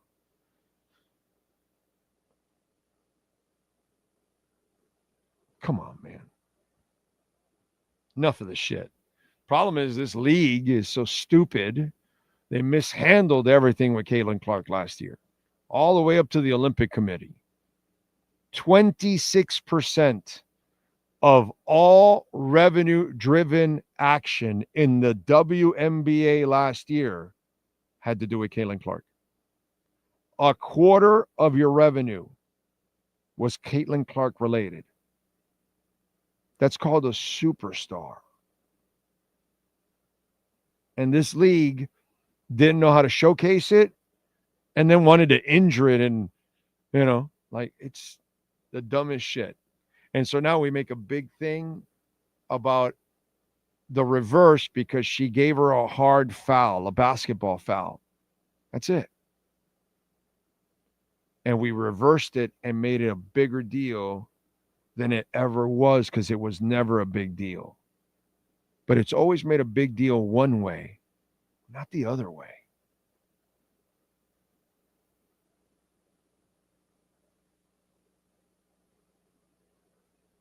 If we're going to make it a big deal one way, we got to be able to do it the other way. Okay? And by the way, for that guy earlier, that's why this show won't get the millions and all that. Because we're fair, we're objective, and we call it both ways. Anyway. Let's see what else. Chris says, I had 1.18 Bitcoin in December 23, but sold, unfortunately.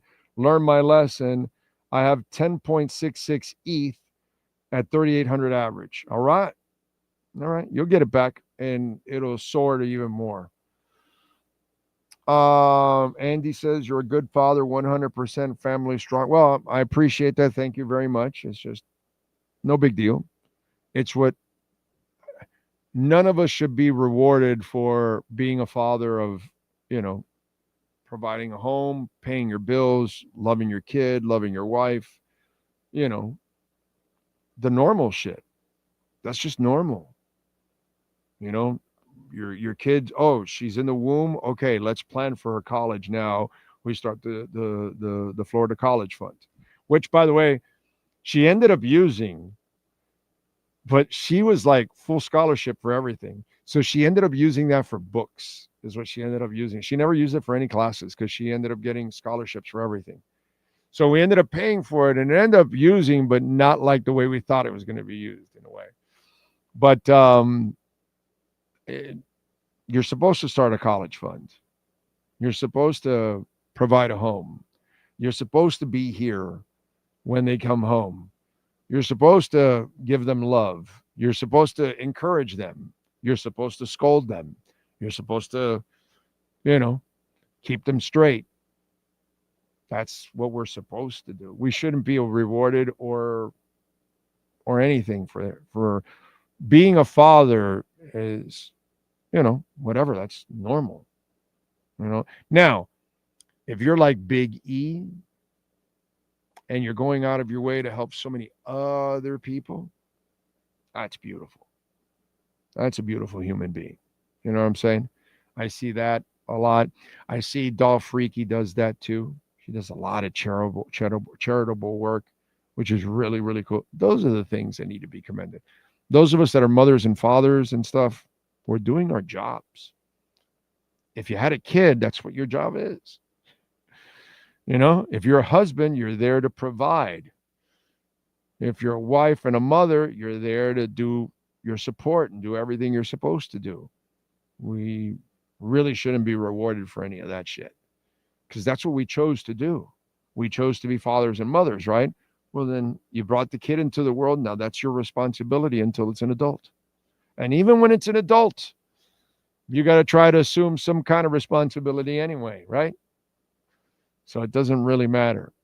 But it's funny how we give people credit for doing what they're supposed to do, And so that's what I do is what I'm supposed to do. Nothing special. It's not special. There's a lot of other people out there that are special. I'm not one of them, dude. Not even close. Nat Moore's career numbers more impressive than Duper and Clayton's because he didn't have Marino and a pass-happy offense for the majority of his career. That's my favorite receiver of all time in a Dolphins uniform. It's Nat Moore. He is exceptional in everything. Everything. Now, is he better than Clayton and Duper? No. He's not better than Paul Warfield either or Irving Fryer. But that doesn't mean that he's not right up there, right behind those kind of guys. You know, him and O.J. McDuffie, incredible. Fantastic. Phenomenal. I'll take them anytime on my team. They're all money players. You can count on them. Reliability. That's huge. You know what I'm saying? So, yeah, I don't have a problem saying Duper and Clayton are better. And it's not their fault that they had Marino. You know, don't blame them for that. But I love Nat Moore, dude. You're not ever going to get anything bad for me to say anything bad about Nat Moore. It's impossible to say anything bad about Nat Moore. But I can rank him. And yeah, he's right under those kind of guys. Because when we talk about Warfield, Clayton, Duper, and Fryer, you're talking about probably the 4 best receivers to ever play in a Dolphins uniform. Okay? The 2 kids that are here now don't even come close to those guys. Not even close. What else do we have? NorCal says, I'll call you after the show, but the Finns front office continually craps on their fans. Well, I mean, that's what the NFL does in general. They crap on everybody because they don't need us. The NFL are elitists. It's kind of the way they are. Ticket sales already tanked now that Caitlin got injured. Well, yeah, it'll definitely hurt. That's for sure. You know. I think you missed it, but Chris Jordan on the chat says his trucking company has the contract offer for a U2 tour in 2026, so my instinct seems spot on. Chris said that? Really? Wow.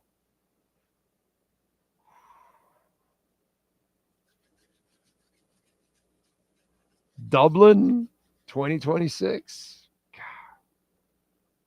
You know, Pat, we're going to go to several. Okay? We got to go to several. Not just Dublin, not just Ireland. Okay? But here in the States, you got to... I can't just do this. If there's a Florida date, by the way, there hasn't been always a Florida date lately. That's another thing. Because Experience and whatever tour, Innocence and Experience and Innocence or whatever. I was in New York and in LA for those. They weren't here. Not all of them. No. By the way, U2 to this day, and I've been to a lot of stadium concerts in my life, the 360 tour is still the greatest stadium, greatest stage I have ever seen in a stadium tour. It is the greatest stage to make a stadium as personable as possible because it was so big, it reached so much, and I mean, it was just so ginormous that it got closer to the crowd, you know, and the light show and everything. To me, that U2 360 tour is still the greatest stage I have ever seen in a stadium tour. I got to say, so awesome. Irving Fryer was a monster, man. I couldn't believe the great Jimmy Johnson decided to trade him. I know, what an idiot. And he had 2 Pro Bowl seasons with the Eagles. Jimmy was a moron. He did great with the defense, but he was just as bad with the offense. He killed the offense around Marino. We've talked about that in the past, how that's been, you know, an absolute joke overall. By the way, Cash App or Venmo at Cash Big O Show. That is Cash Big O Show, Cash App or Venmo. And you can make a Bitcoin or Ethereum, Chainlink, or Solana donations also, which we always appreciate that. Thank you, thank you, thank you. And for those of you out of the country, You can also make a donation through PayPal. That's another way you can support our program. Thank you all out there. Sean will show you the QR codes. Everything is in the red right now, and the market is down 149 points. So we'll see.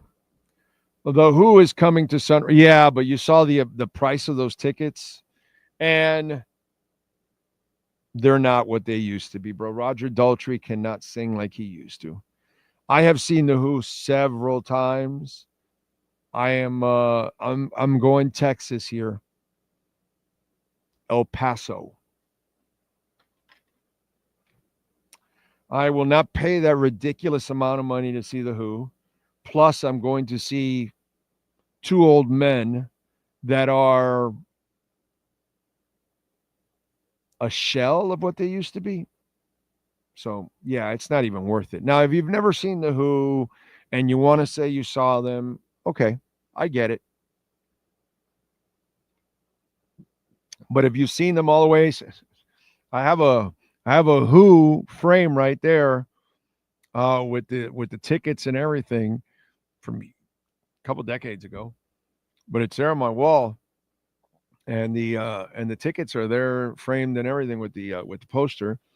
I remember seeing them in the 80s at Joe Robbie Stadium, and I want to say it was like 87 or 88 or 89, and they did like, I don't know, like 34 songs or some shit. You know, it's crazy. It was an amazing set list. Yeah, so I've seen them in their heyday. I saw them when they were really good. Not in the 70s because I was too young, but they were still damn good in the 80s. Eminence Front and everything else. So they were in their prime still at that time. Still, I saw them in the 90s. I saw them in the very early 2000s, but that's about it. I am not going to see them now. No, it's not worth it for me. It's just not. An aquarium in Utah bought one of U2's claw stages from the U2 360. Really? Wow. That stage was so awesome. So awesome. Big O, were you a pinball wizard back in the day? You know, it's funny you mentioned that, Edward Thurston Howe. So funny you mentioned that. I went to Del Rey this past weekend with the wife. There was it was like a little arts festival and everything there, and we went to go hang out. And many of you have mentioned to me, because you know I love arcades, that there's a place called the Pinball something arcade, whatever. It's right by the train tracks there in Del Rey. I'd never been there. I went there this past weekend, and they had all kinds of machines. So whether it was a Kiss, the Playboy machine, then there was some real classic machines that I played a lot of. And it's a pretty cool arcade. Personally, for me, Odyssey here by my house is better because it has more of the classic arcade games, where that one has more pinball machines. And I like pinball machines, and I definitely played a few and had some fun and all that. Right? Silver Ball Museum. That's it, Jay. It was cool. It was very cool. But it's more of a pinball museum than it is an arcade. They have arcade games throughout, but they're not deep. Put it that way. And that's where Odyssey down in Kendall kicks their ass in the arcade part. Pinball Museum dominates with the pinball machines. I had a whole bunch of classic machines, dude. Pretty cool. The Matahari, I remember. Trying to remember some of the names of some of the classic pinball machines that the Elton John. These are the ones where the numbers were like on a circular thing. It wasn't digital. What else, dude? A bunch of stuff that I did see at the Pinball Museum, and I was able to play a few of them, and that was cool. That was cool. But if I'm going to go to one of the two, I'm going to go to Odyssey for sure, because it's got more of the arcades. And I ended up, you start as a pinball kid because you're young and there wasn't a lot of arcades. But as arcades came out, I gravitated more to the Galaga and the Space Invaders and the Defenders and the Robotrons and the Joust and, Asteroid and all that kind of stuff. So I'd rather play those games, Dig Dug, Donkey Kong, Track and Field, all that kind of stuff. I'd rather play that than play the pinball games. The pinball machines, they're cool, but I kind of get tired of it faster than I do playing the video games, because then I'll go play Q*bert and then I play Frogger, and I can name a shit ton of them, that I can play. It's fun. U2 had 3 stages that they would use, one for the show, one being built for the next show, and one being torn down. I got a tour of the stage and backstage. It was like a city. Yeah, it's pretty amazing what goes into it. There's a mall in Orlando that has nothing but pinballs in them. Did not know that, Lofi. I'll look it up. The Evel Knievel pinball. Yes, Edward. Yes. Played that one a lot. Definitely. Chips Ahoy was my favorite. I only remember Chips Ahoy. Yeah, Centipede. Definitely love me some Centipede. By the way, rest in peace, Rick Derringer, the great guitarist, passed away at the age of 77.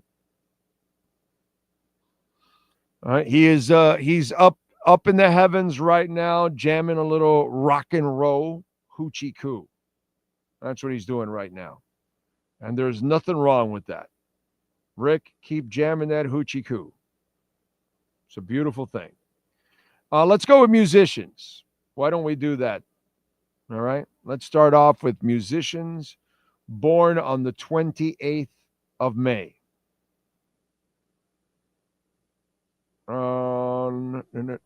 Mark Fahey from the Irish pop vocal group Westlife, born in 81.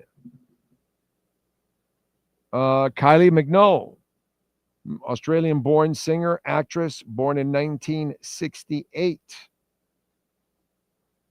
Let's see, who else? Roland Gift, a singer. She drives me crazy. Who? Roland Gift, born in 62, from the Fine Young Cannibals. Johnny, that's a great song. Johnny Come Home. That's a good song from the Fine Young Cannibals. If you want to listen to a good song, you don't know who the Fine Young Cannibals are, you've never heard of them, whatever, Johnny Come Home. Jam that song. You're welcome. Steve Strange, the Welsh singer from Visage, born in 59. Wendy O. Williams, that crazy bitch. Damn, rest in peace. Born in 49, the Plasmatics. Crazy. I saw her open up for Kiss once.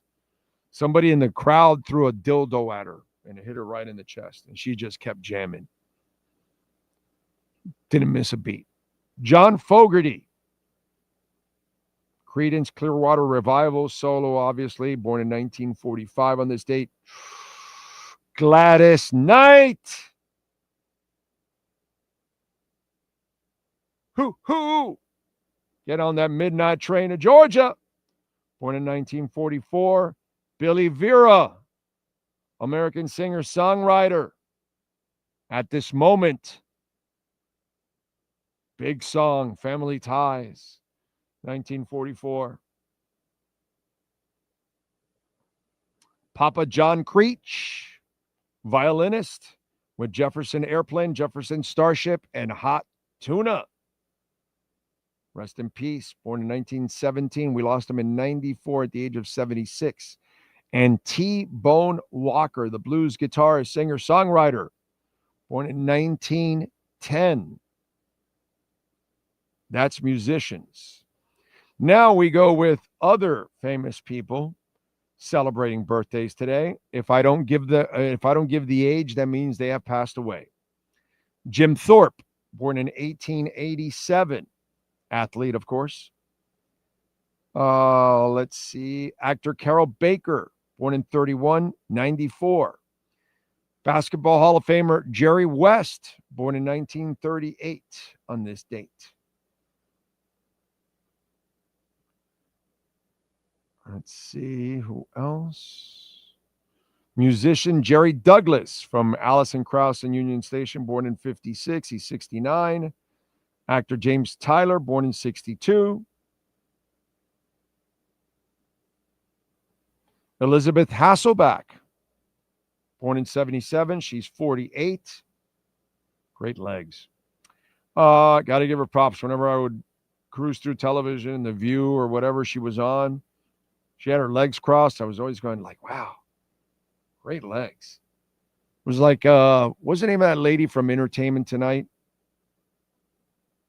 She also had like phenomenal legs, you know, because they always had like their legs crossed and they have the glass table so you can always see. And you're like, that lady's got legs.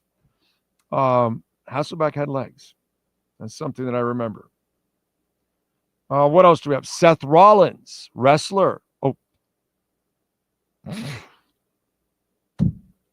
that's yours. Sorry. What else? And actor Cameron Boyce, born in 99. No longer with us? Jesus, 99. Too young. All right, Sean, what do you got for us in wrestlers?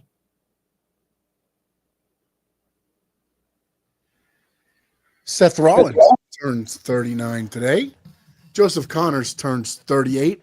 Kamala was born on this date in 1950. Headbanger Mosh was born on this, or is 54.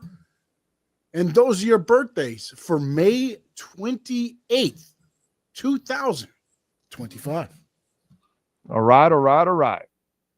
Let's move over to music history. In 76, Greg Allman testified against the Allman Brothers road manager, Scooter Herring, in a deal to avoid drug charges after a drug trafficking sting. It caused tension in the band, which would wind up taking 2 years off before reforming. In 83, the US Festival kicked off in California. Over the course of 4 days, fans saw performances from U2, Motley Crue, Judas Priest, The Clash, David Bowie, Ozzy Osbourne, Van Halen, Men at Work, and more. Over 750,000 people attended the event. I was one that was so pissed I wasn't there for that. My dad would not let me go. Damn it, dude. Anyway, in 77, Sting, Stuart Copeland, and Andy Summers of The Police played together for the first time when they performed as part of Mike Howlett's band Strontium 90 in Paris, France. In 95, Hootie and the Blowfish started a 4-week run at #1 on the album charts with Cracked Rear View. In 88, Aerosmith singer Steven Tyler married his second wife, Teresa Barrick, in her hometown of Tulsa, Oklahoma.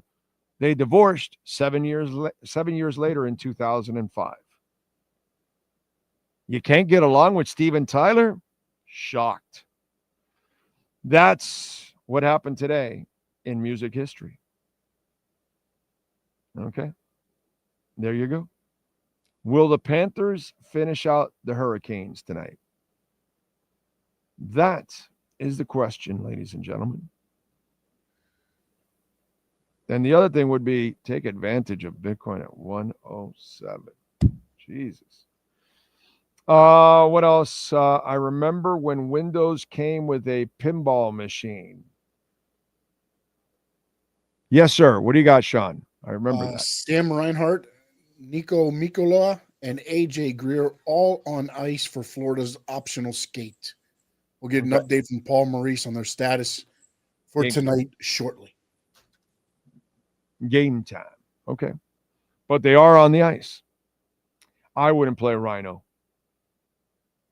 Mikola, I can understand if he's all right. You need a tough son of a bitch like that to clean some shit up. Ray Grullon, classic track from the Fine Young Cannibals from their first album. It had the remakes of the Elvis Presley. Yes, Suspicious Minds. What a great remake, Suspicious Minds by Fine Young Cannibals. You know your music, bro. You know your music. You know your music. Great remake, dude, with Suspicious Minds. Yes. Yes. Yeah. Johnny Come Home is my favorite song of theirs. Oh, man. Everybody knows She Drives Me Crazy. Who? You know, all that. But yeah, only people that actually own the album or the CD, in my case, know about Suspicious Minds. So obviously you're hardcore because that's not something that was played. You know, that's hardcore that you listen to Fine Young Cannibals. And so you know that. You know what I'm saying? The 75 Captain Fantastic Pinball Wizard game at the local arcade was everywhere, along with shark-themed pinball for Jaws Mania. Yes, sir. Yes, sir. Yes, sir. McNugget is on with the Meteors. Okay. What's he going to say, bro? What's he going to say? He will probably say what Mike McDaniel says the Miami Dolphins are doing more situational football earlier in camp.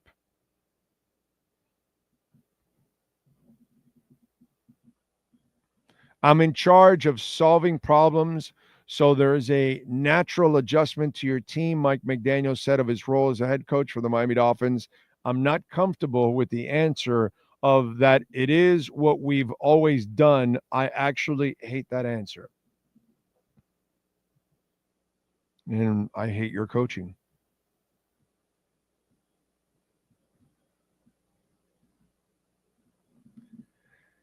I think you can't coach. Coach. Wow. God, I hope I'm so wrong. God, I hope you people get to like pile on and bash me and just insult the hell out of me because I was so off about what's going to happen with the Dolphins. Just really. The focus for a quarterback is the hardest thing to develop, says Mike McDaniel on the QB mindset. It's a residual win for the Dolphins on how he's self-motivated. Mike McDaniel on Tua's work ethic. Our vision for what we had with our roster and where they are at, being in the league for 20 years, I know there are guys ready to step up in their leadership roles.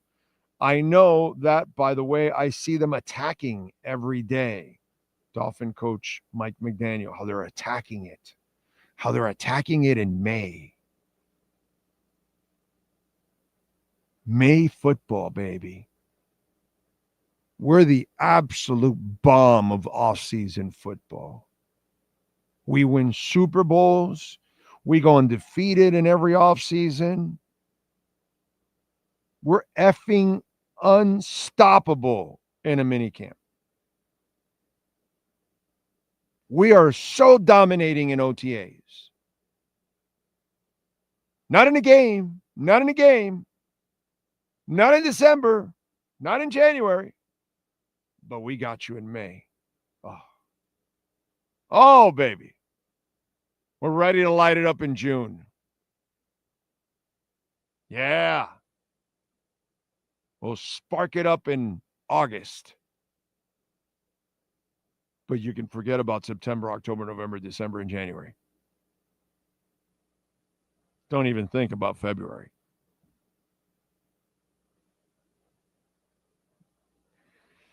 Oh, man. Anyway.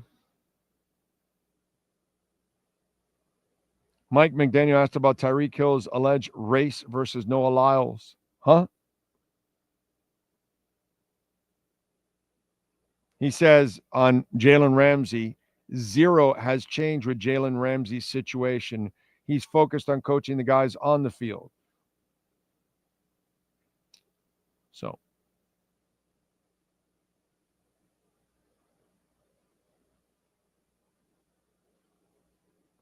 have here?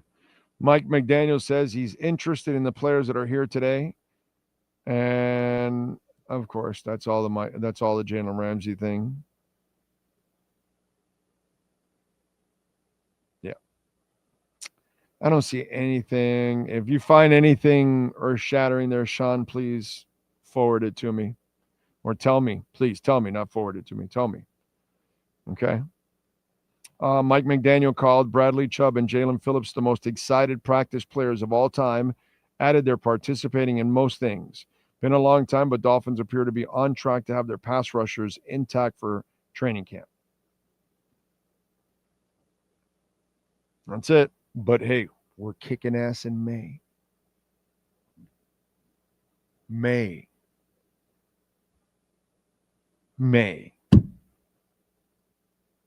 How many banners do we have? How many off-season banners do we have now, Sean? Do we have a building that can actually house them all?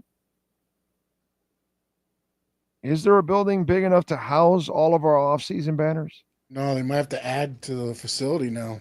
They have to add another wing or something. I think we need to have airplane hangars now for the Dolphins. The Dolphins should practice in an airplane hangar. That way when they say, well, we don't need that much space. Well, you do for the off-season banners.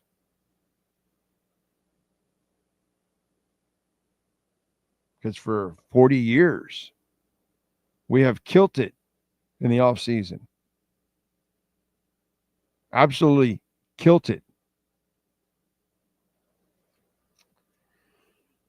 What can I tell you? It's important to kilt it. If you don't kilt it, then, kilt or be kilt. I think that's how the saying goes, right? McDumbs needs to worry about getting those players on time to help out QB1. Yeah, that would be nice. Best thing to do with the Dolphins is treat them with the comedy and sarcasm. Sooner or later, they disappoint. You know, Juan, you're probably right, bro. It's probably the best way to approach it. Yeah. That way, at least it hurts less. If you take it too serious, it hurts. The reality hurts, and then they come in and show you the reality, and then it really hurts. So yeah, I like that one. I like that. Big Nick says, if they suck, you get to say, I told you so. If they win, you get to say, yes, solutions. Dude, if they win, I'll be happy. That's all I care about. I don't give a shit if I get criticized or whatever. I never worry about that stuff. I've gotten criticized plenty by many people over and over the years. Many people, players, owners, front office, other media members, fans. I've heard it from all, dude. I've heard it from all. So none of that phases me. None of that stuff ever really, it doesn't register with me anymore. Really never has. But when I was young, maybe a little bit. But yeah, now, I hate to put it this way, but I'm kind of above it. That's all. So, been at it for a while. Don't care. I don't bother with, because I've learned one thing in this thing: you're never going to make everybody happy. And the way I do things, most people won't be happy.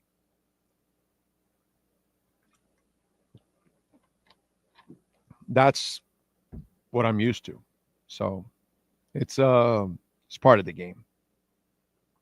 So it's not so much about I've gotten to say I told you so plenty of times, bro. I'd rather go on a streak of being wrong a lot, to be quite honest. I'd rather enjoy that. Go on a streak and be wrong all the time. Oh, they're going to suck, and they were great. Oh, they're not going to win, and they do.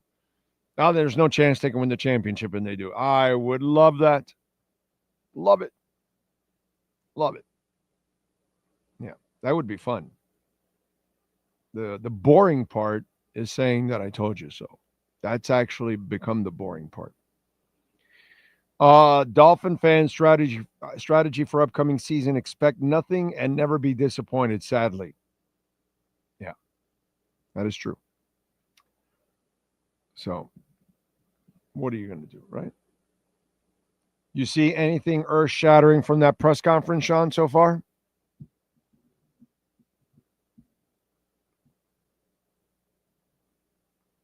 Yeah, so it says, the Herald says, McDaniel dresses Ramsey, Phillips, Daniel, Hill. And that's it. So that's all that matters. Hill, what? We know the two guys are practicing, and the whole Ramsey thing. Yes, sir. He didn't say anything about all he said about Ramsey was he has no comment. Everybody knows what's going on, basically. Right. I'm paraphrasing, but he was like, "We're here." He said, That's "I'm it. coaching to get the players that are on the field," is what he said. Yeah. That's it. He can't say anything more, dude. He's already ruined it. He's the one that created that problem with Jalen Ramsey.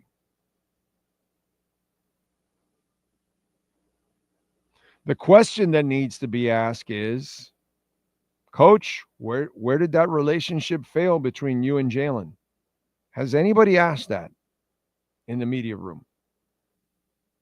I'm just wondering, has anybody asked Mike McDaniel, Coach, where did your relationship go wrong with Jalen Ramsey?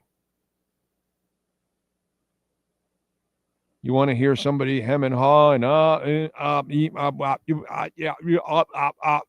you want a spin job?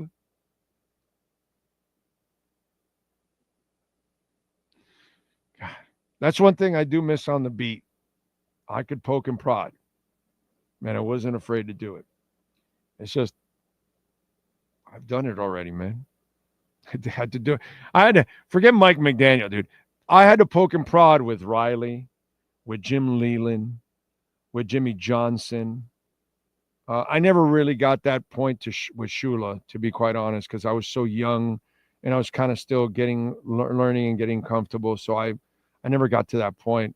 But, man, I ran into some doozies that you had to, like, you know, when you challenge those kind of coaches, you know, they can get nasty. So Mike McDaniel would be pound cake. It would be soft as Sara Lee.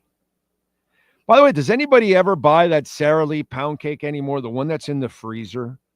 I used to buy that when, not I used to buy it. My mom used to buy it. I haven't eaten that thing in decades. Does it still exist? Probably does. It has to exist. But I remember my mom used to bring home that Sara Lee pound cake from the freezer. That shit was good, bro. That shit was good. Haven't had that in a long time. There's a memory, a blast from the past. Big O, this franchise is so bad. My one wish for the Miami Dolphins to win the Super Bowl. I'm 43, unfortunately. It's never going to happen in my lifetime. Well, right now it doesn't look like it because they're nowhere close to it. Nowhere close to it. So, Lenny says, supposedly Omar Kelly had asked a similar question regarding Ramsey, and he deflected, something he never does. Similar or question? Because, you know, you got to ask that straight up, because this is why we have this problem, because him and Ramsey don't get along. Ramsey doesn't want to deal with him. So it's kind of interesting, you know. Stephen Harris, good afternoon to you, sir. Edward Thurstonell says, I buy the Sara Lee and chocolate frosting. Good stuff. Sara Lee cake is not as good anymore, says Gus 1388. Interesting.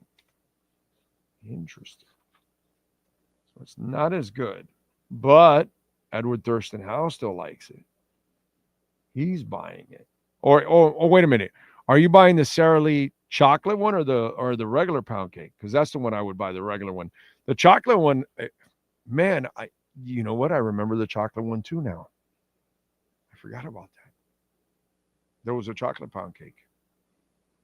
Man, that shit'll get me in trouble. I'm being a good boy, okay? Kind of staying, disciplined throughout. By the way, folks, please don't forget to smash the hell out of the like button. Very important that you smash the hell out of the like button and get the algorithms going here, okay? Very, very important. All right. We thank the great Sean Stanley, as always, for getting it done here on the program, mastering the platform. We thank all of you that tuned in, everyone that hit the like button. If you made a donation, a super chat, however it is that you support our show, we thank you. Ocala Joe says, Lourdes can eat that pound cake 24/7. So wait a minute. So then it's still good. Because it used to be so good, bro. It was nice and rich. It was delicious. I may have to go buy that Sara Lee frozen pound cake myself to try it. Yes, sir. I think it's one of those things where if you were raised on it, you like it, and then there's other different tastes out there. Because I like the Entenmann's better. I like Entenmann's. Over time, the recipe changes, they make alterations, whatever, and it doesn't taste as good. I'll give you an example. I love Social Tea cookies from Nabisco. Old-time cookies. They got ruined. They don't have the same flavor anymore. They're not as rich anymore. Now you don't even find them anymore now. They're gone. But they kind of lost their luster. I'll give you another one. The traditional Barnum and Bailey, whatever, animal cookies, whatever, they don't taste nearly as buttery as they used to. Okay? Another one. Archway oatmeal. I'm fat, dude. I know food. Fat people know food, okay? And it stays in our memory when we eat something we used to like and we don't like it anymore because you bastards. Remember the new Coke? And it was like, yo, bro, bring back the old Coke, you idiot. And they had to bring it back. Archway oatmeal cookies were, man, I loved those cookies. And they did something that I rarely ever get with oatmeal cookies. They had no raisins. But now you go find those Archways, and they just don't have the richness of the oatmeal and the brown sugar in it like it used to. Now it's a little drier. Now it's not as rich. And that's what happens to a lot of things. So that's why I ask about the Sara Lee pound cake, because recipes change. Sometimes they tweak it. Sometimes they do it for money purposes because they can save money by using this ingredient or over that one, but yet it changes the flavor of it. And that's why I ask, because not everything stays the same. Sometimes, for some ungodly reason, they want to fix something that isn't broken. Don't know why some of these companies do that, but they do that. And you're sitting there going, dude, I love this product. Now I don't like it so much. You change the recipe in there. That's what happens. That's why I ask about the Sara Lee, because I've run into that many times in my history of living. So, regular pound cake, chocolate frosting separate. It's also good with strawberries. You are a heavy hitter, bro. Pat in Nashville says, do you know why it's called a pound cake? No. Have no idea. It's a great question, because we throw it around and really don't know why it's called a pound cake, actually. You just answered it on the bottom.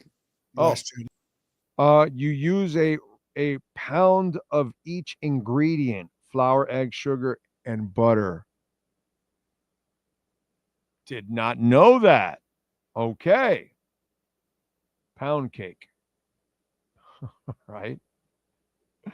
Pacers versus Thunder in the finals. Yeah. Oh, yeah. Yeah. The Knicks fans are funny, dude. I know I was going to go, but it's like,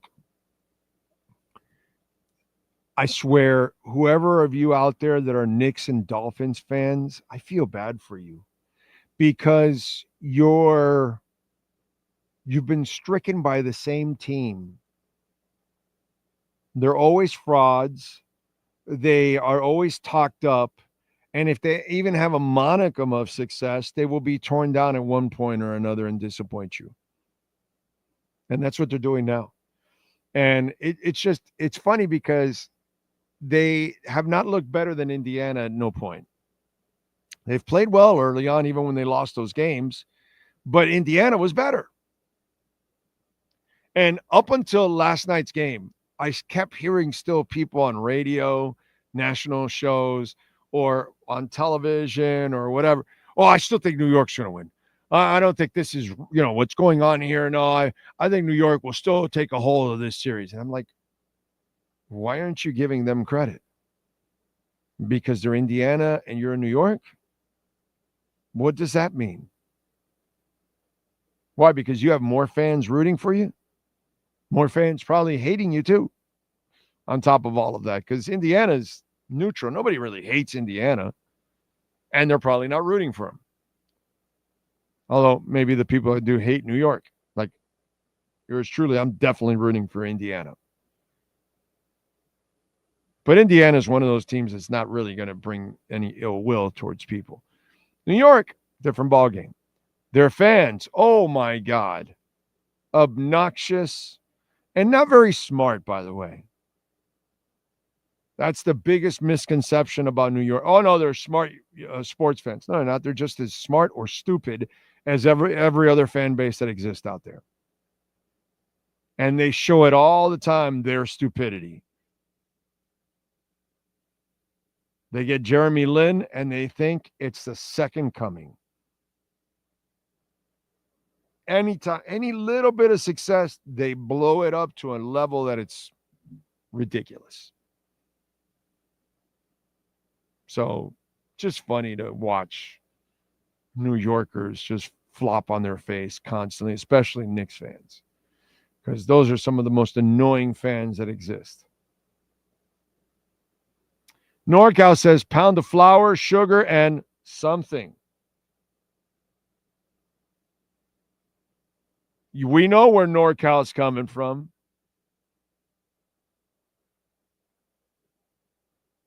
A pound of high cake. I'm with Sean all the way. Entenmann's. There we go. Nothing wrong with Entenmann's. Is solid, bro. Solid. One serving of pound cake will cost you 50 burpees, sir. Eat up. I can't do that crazy shit, bro. Not yet, at least. Not yet. All right, we're out of here. We thank you all out there for tuning in and continuing. And please smash the hell out of the like button before you go. Share the show. We'll be back tomorrow afternoon at 3:00. We'll be live at Hialeah Park having some fun. So join us. Come on out and join us. We appreciate you all out there. As always, thank you, thank you, thank you. We'll see you tomorrow. Same time, same place, same bat channel.